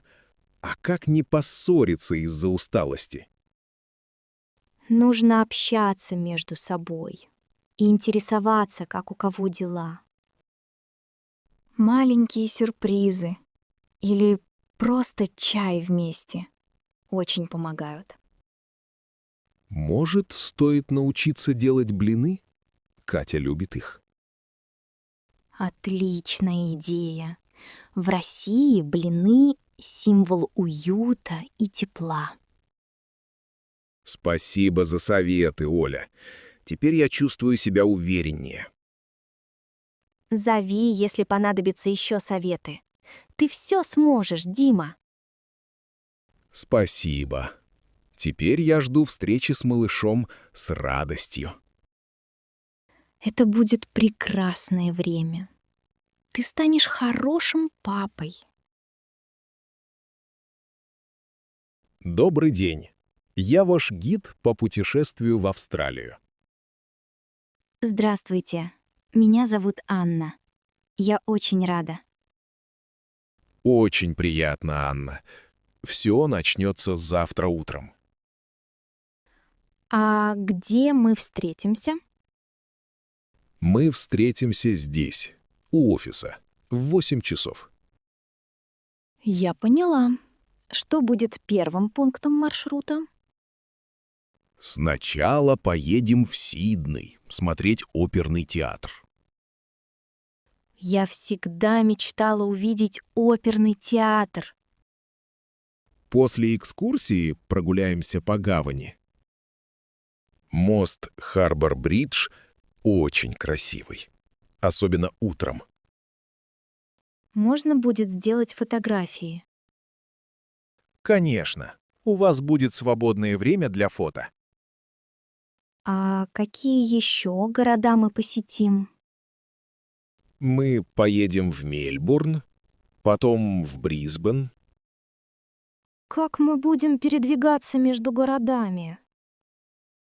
Мы летим внутренними рейсами. Билеты уже включены. Супер! А где мы будем жить? В каждом городе нас ждут комфортные отели. Будет ли у нас время на шопинг? Да, в каждом городе есть свободный день. Расскажите, что обязательно попробовать в Австралии? Советую попробовать мясо кенгуру и ламингтоны. А как обстоят дела с языком? Я только учу английский. Не волнуйтесь, я всегда помогу с переводом. Австралийцы очень дружелюбные и любят помогать. Хорошо. А погода там сейчас теплая? Да, сейчас лето. Температура примерно 25 градусов. Ну, звучит отлично. Я возьму легкую одежду. Правильно. И не забудьте солнцезащитный крем. Спасибо. Очень полезный совет. И еще, в Австралии слева ездят машины. О, надо быть осторожной на дорогах. Не переживайте, мы всегда ходим группой. Спасибо. Теперь я спокойно жду поездки. Спасибо вам. Завтра нас ждет увлекательное приключение. Добрый вечер. Можно я помогу помыть посуду? Конечно. Спасибо. Меня зовут Алексей. Очень приятно. Я Ольга. Часто отдыхаете в палатке? В прошлом году мы тоже ездили всей семьей. Здорово. Я первый раз в этом кемпинге. А откуда вы приехали? Я из Санкт-Петербурга. А вы? Мы с женой из Ярославля. Любите походы? Очень. Свежий воздух и костер. Это прекрасно. А вы часто бываете в таких местах? Ну, стараемся ездить каждое лето. Это традиция. Это отличная традиция. Здесь красиво. Да, особенно на закате. Вид на озеро чудесный. Вчера вечером я видела лису возле леса. Правда? Мы только белок замечали. А кто-то говорил, что здесь живут бобры. Да, я слышал об этом от местных жителей. Знаете, в лесу много грибов сейчас. О, вы собираете грибы? Я немного боюсь ошибиться. Главное знать съедобные. Белый гриб самый ценный. Я пробовала только маслята. Они вкусные. Мой отец всегда собирает подберезовики. Хорошо, что тут есть вода для мытья посуды. Да, удобство большое. И есть горячая вода. Я обычно мыла посуду в реке, когда была ребенком. Теперь в кемпинге все стало легче. А вы завтра тут останетесь?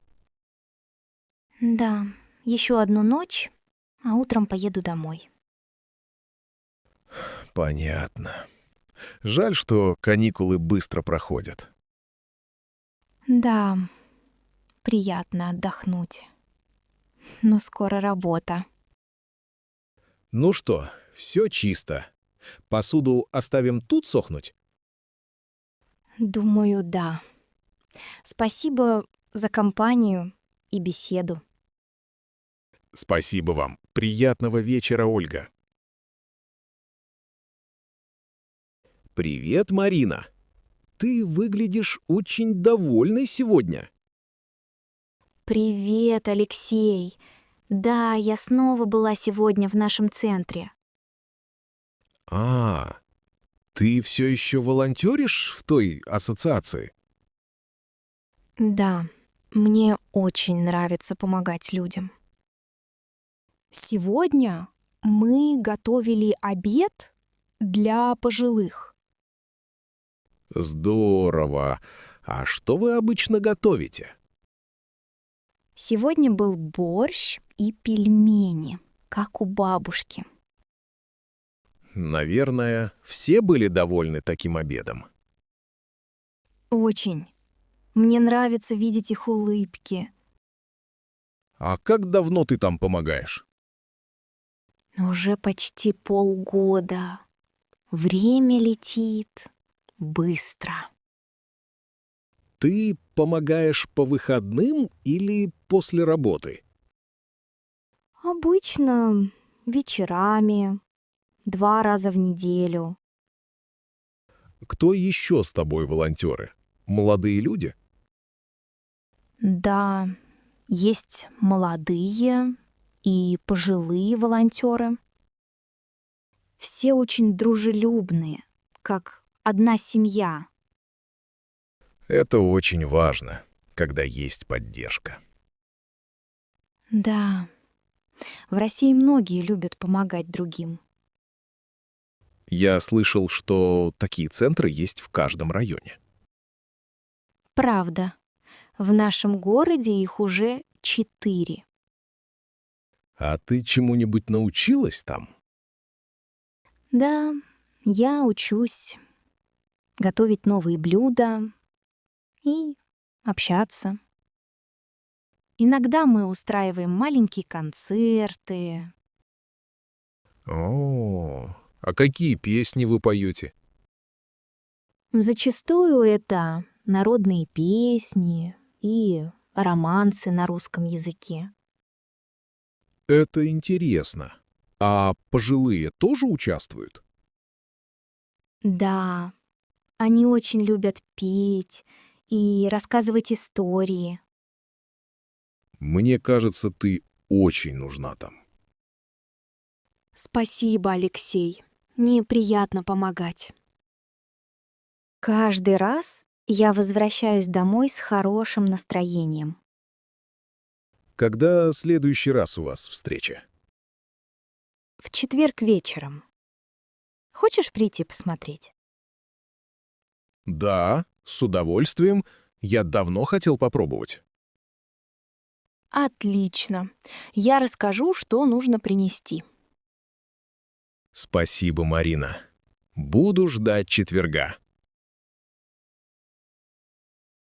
Оля, помнишь ту школьную поездку в Петербург? Конечно, Андрей. Как ее забыть? Это было столько лет назад. Я сегодня нашел вот этот магнит. Мы купили его вместе. Ой, да. С изображением Эрмитажа. Красивое место.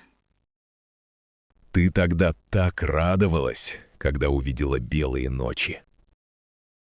Я впервые видела, как в полночь светло на улице. А помнишь, как мы ездили на экскурсию по Неве? Да, на кораблике. Было немного холодно, но очень весело. Мы ели мороженое, хотя шел дождь. И наш учитель, Виктор Иванович, все время фотографировал. У меня до сих пор есть те фотографии. Вот, посмотри. Смешно выглядим в дождевиках и с большими зонтами. Ты всегда смеешься, когда вспоминаешь эти дни. Конечно. Это были лучшие школьные годы. Ты помнишь, как ночью мы смотрели развод мостов? Да. Дворцовый мост поднимался, и было много людей. Тогда я впервые попробовал настоящий питерский чай. Я тоже. Чай с вареньем очень по-русски. Виктор Иванович рассказывал, что Петербург называют «Северной Венецией». Да, из-за многих рек и каналов. Это очень красиво. Ты хотела бы поехать в Петербург еще раз? Да, мечтаю. Может, поедем вместе на следующем отпуске? Это было бы здорово. Я бы снова сходил в Эрмитаж. А я хочу увидеть Петропавловскую крепость. Ты знаешь, там самая высокая шпиль в городе. Правда? Я этого не знала. Спасибо, Андрей. Пожалуйста. Мне нравится узнавать новые факты. Эти воспоминания делают нас ближе, правда? Да, Оля, хорошо, что у нас есть такие моменты. Будем еще долго вспоминать эти путешествия. Обязательно. И еще много раз смеяться, листая фото. Миша, помнишь эту старую приставку? Конечно, Аня. Мы часто вместе играли. Это была Дэнди, да? Да, та самая. Я обожал играть в танчики. А я всегда выбирала Супер Марио. Ты всегда проходила уровни быстрее меня. Но ты лучше всех играл в контру. Да, у меня была своя тактика. А помнишь, как мы спорили, чей джойстик лучше? Да, ты говорил, что мой сломан. Иногда кнопки залипали, помнишь? Это была часть шарма старых игр. Иногда на экране были полосы, но мы все равно играли. А помнишь, как мама ругалась, что мы долго играем? Она боялась, что глаза испортятся. Сейчас такие игры называют ретро. Да, и они снова становятся популярными. В Японии даже есть музеи ретро-игр. Правда? Я бы хотела побывать там. В Москве тоже иногда проводят выставки. Интересно было бы увидеть старую технику. Сейчас игры стали такими сложными. Да, даже управление другого. Раньше всего 4 кнопки. И все просто. Ну, зато было весело вместе играть. Я помню, как мы смеялись, когда все шло не так. Да, иногда мы даже обижались друг на друга. Но всегда мирились за чаем. Детство было замечательным временем. Давай поиграем сейчас, как раньше. Давай, вдруг получится пройти дальше? Мне нравится вспоминать вместе старые дни. И мне. Это делает нашу дружбу крепче. Привет, Кать. Как твои выходные в горах? Привет, Саша. Было замечательно. Я училась кататься на лыжах. Правда? Ты раньше не каталась? Нет, я начала только в этом году. Мне уже 31. Здорово.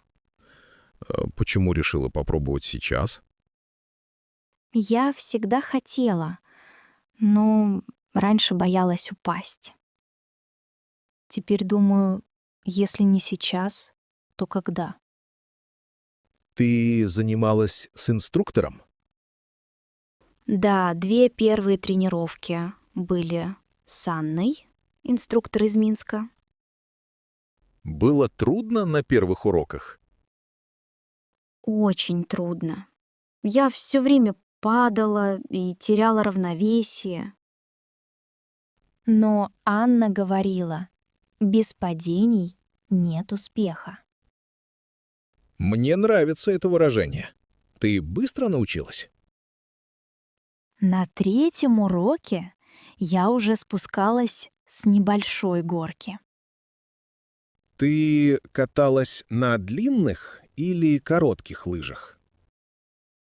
На коротких. Они легче для начинающих, меньше ошибок. Было страшно, когда ехала вниз? Да, сердце билось быстро, но потом стало весело.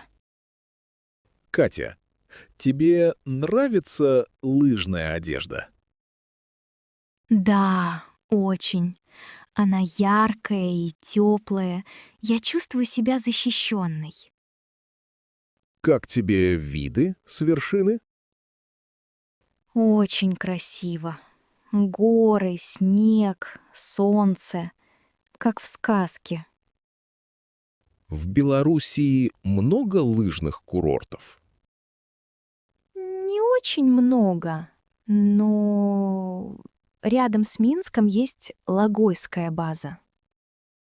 Я слышал, что в России популярно пить чай после катания. Да, и еще глинтвейн. Здесь в кафе его тоже подают. А теперь ты будешь кататься каждый год? Надеюсь, что да. Я уже люблю этот спорт. Скоро будешь участвовать в соревнованиях. Пока что нет.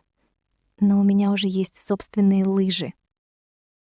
Саш, может быть, в следующий раз поедешь со мной? С удовольствием. Ты меня научишь? Конечно, вместе учиться всегда веселее. Договорились. За новые приключения на лыжах. Ура! Пусть будет много снега и хорошего настроения. Привет, Оля. Я купил дом. Ты уже его видела? Поздравляю, Антон! Очень рада за тебя. Нет, еще не была. Спасибо. Я сейчас делаю ремонт. У тебя уже есть опыт? Да, я недавно закончила ремонт на кухне. Могу помочь. Кухня очень важна. С чего лучше начать, по-твоему? Я начала с плитки и пола. Это основа для уюта. Я тоже думаю про новый пол именно. А какой материал у тебя? У меня ламинат. Он теплый и недорогой. А цвет кухни? Ты долго выбирала? Долго. Я выбрала светлый, чтобы было больше света. Звучит хорошо. Мне тоже нравятся светлые тона. Белый и серый. Сейчас в моде в Москве. Их легко сочетать с мебелью или посудой. А какую бытовую технику ты советуешь? У меня холодильник, плита и посудомоечная машина Bosch. Я тоже думаю о посудомоечной машине. Это удобно? Очень удобно. Экономит время и воду. Спасибо за совет. А что насчет обоев? У меня однотонные обои без рисунка. Их легко мыть. Я боялся, что белые быстро пачкаются. Моющиеся обои. Легко чистить, не переживай. А что делать со старой мебелью? Выбрасывать? Можно продать на Авито. Или подарить кому-то. Авито — хорошая идея. Ты им пользовалась? Да, я продала старую плиту и холодильник там. Интересно. А что надо делать с окнами? Я поставила новые стеклопакеты. Они сохраняют тепло. В России это очень важно зимой. Да, я чувствую, что дом станет уютнее. Хочешь показать мне свой дом? Я могу приехать. Да, конечно. Приходи завтра вечером. Отлично. До завтра. Принесу рулетку для замеров. Спасибо, Оля. До встречи. Привет. Ты недавно приехал сюда? Да, только вчера. Меня зовут Максим. А тебя? Я Анна. Приятно познакомиться, Максим. Взаимно, Анна. Ты уже давно здесь живешь? Я приехала 3 дня назад. Мне здесь нравится. Да, атмосфера очень дружелюбная. Ты из какого города в России? Я из Санкт-Петербурга. А ты? Я из Москвы. Люблю путешествовать по Европе. Это здорово. Я тоже хочу посетить Париж. Я была там в прошлом году. Очень красивый город. У нас в Санкт-Петербурге тоже красивые мосты. Правда. Я люблю белые ночи в Питере. Это время года очень особенное для нас. Ты часто останавливаешься в хостелах? Да, это удобно. И можно познакомиться с людьми. Согласна. Здесь много иностранцев и студентов. Наш сосед по комнате из Германии, кстати. Да, вчера мы вместе пили чай на кухне. Знаешь, в России очень популярен чай с лимоном. Да, и еще с вареньем. Ты любишь варенье? Очень. Больше всего люблю клубничное варенье. Я обычно ем малиновое. Оно полезно для горла. Правда, моя бабушка всегда так говорила. А чем ты занимаешься здесь, в этом городе? Я изучаю местную архитектуру и делаю фотографии. Классно. Я люблю фотографировать улицы ночью. Здесь вечером в хостеле бывает живая музыка. Да? Вчера я слышал гитару и пение из кухни. Это был Саша из Украины. Он хорошо поет. Здорово!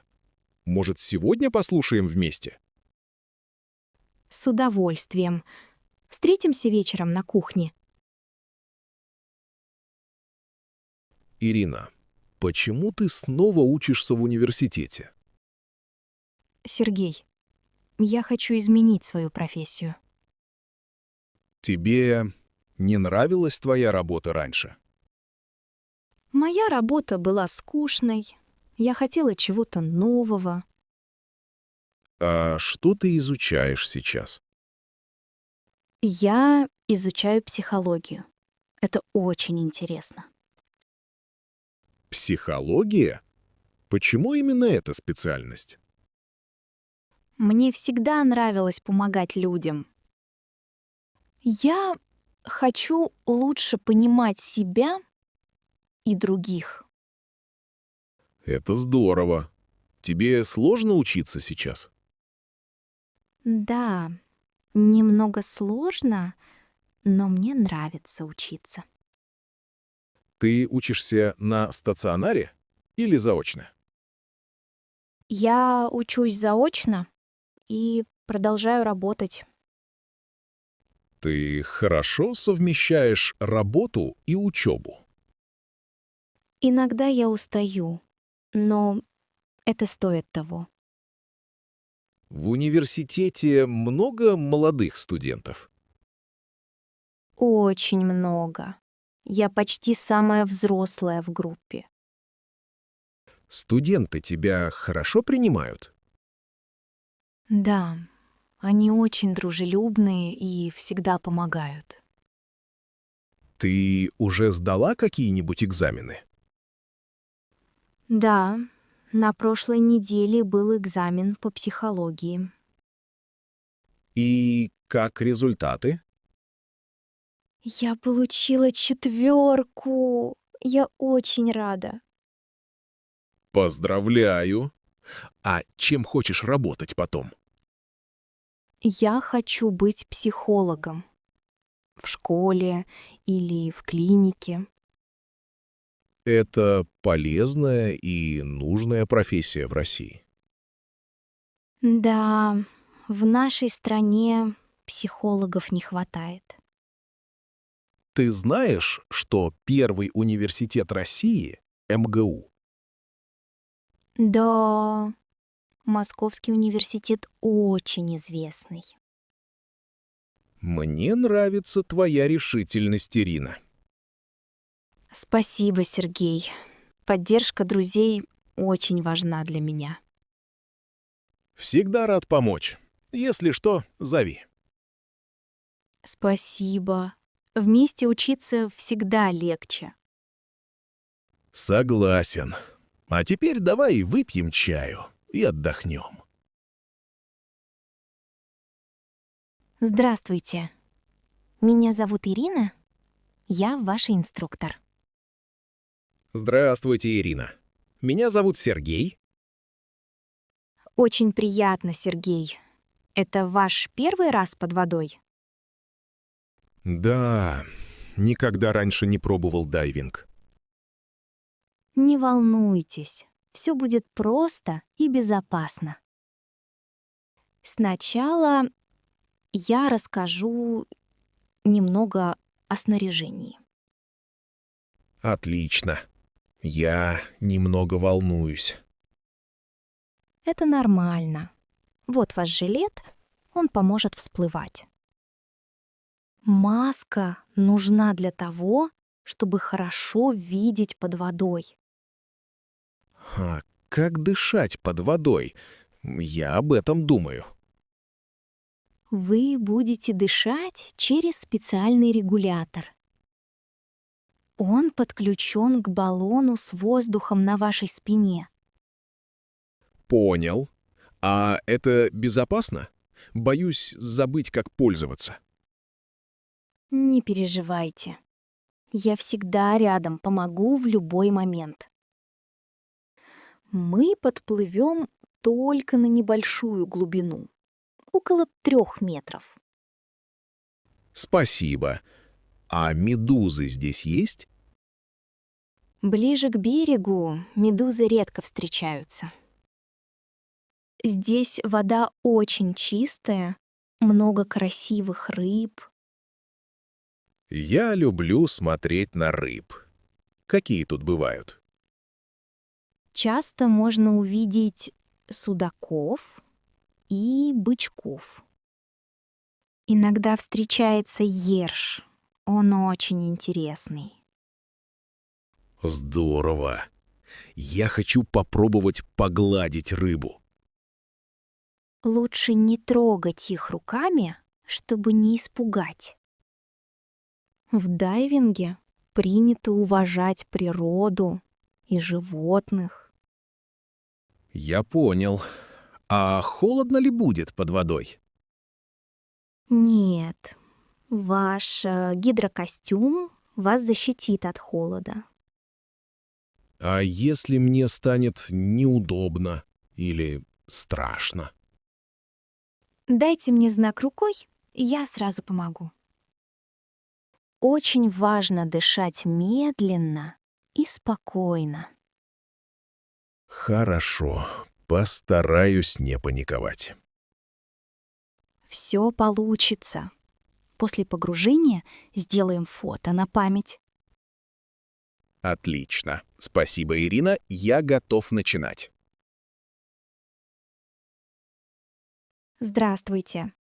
Я хочу купить велосипед, но не знаю какой.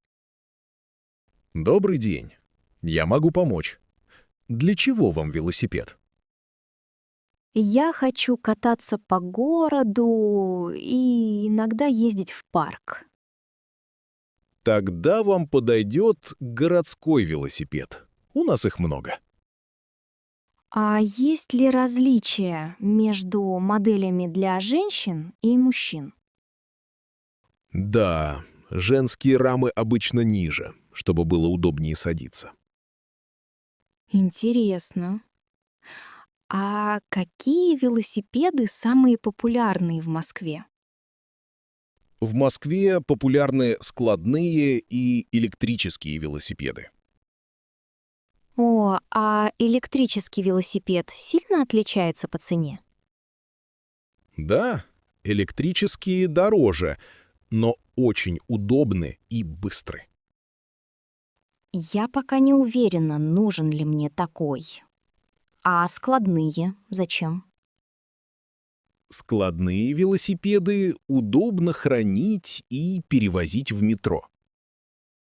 Это очень практично. А какой вес у обычного велосипеда? Городской весит примерно 12-14 килограммов. Не очень тяжелый. Я бы хотела легкий велосипед. Можно попробовать этот?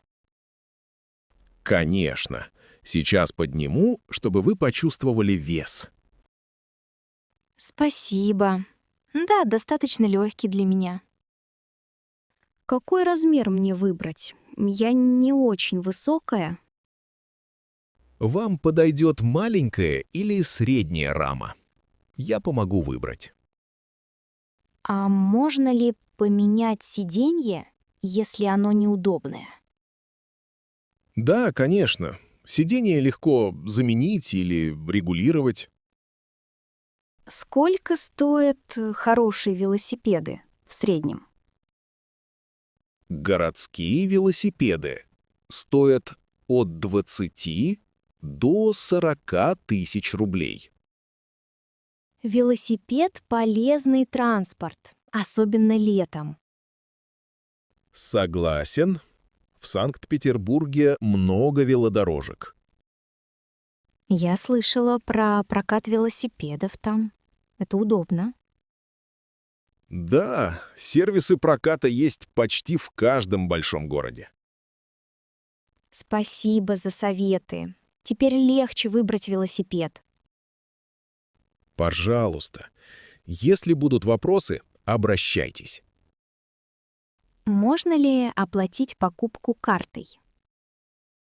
Да, принимаем карты и наличные.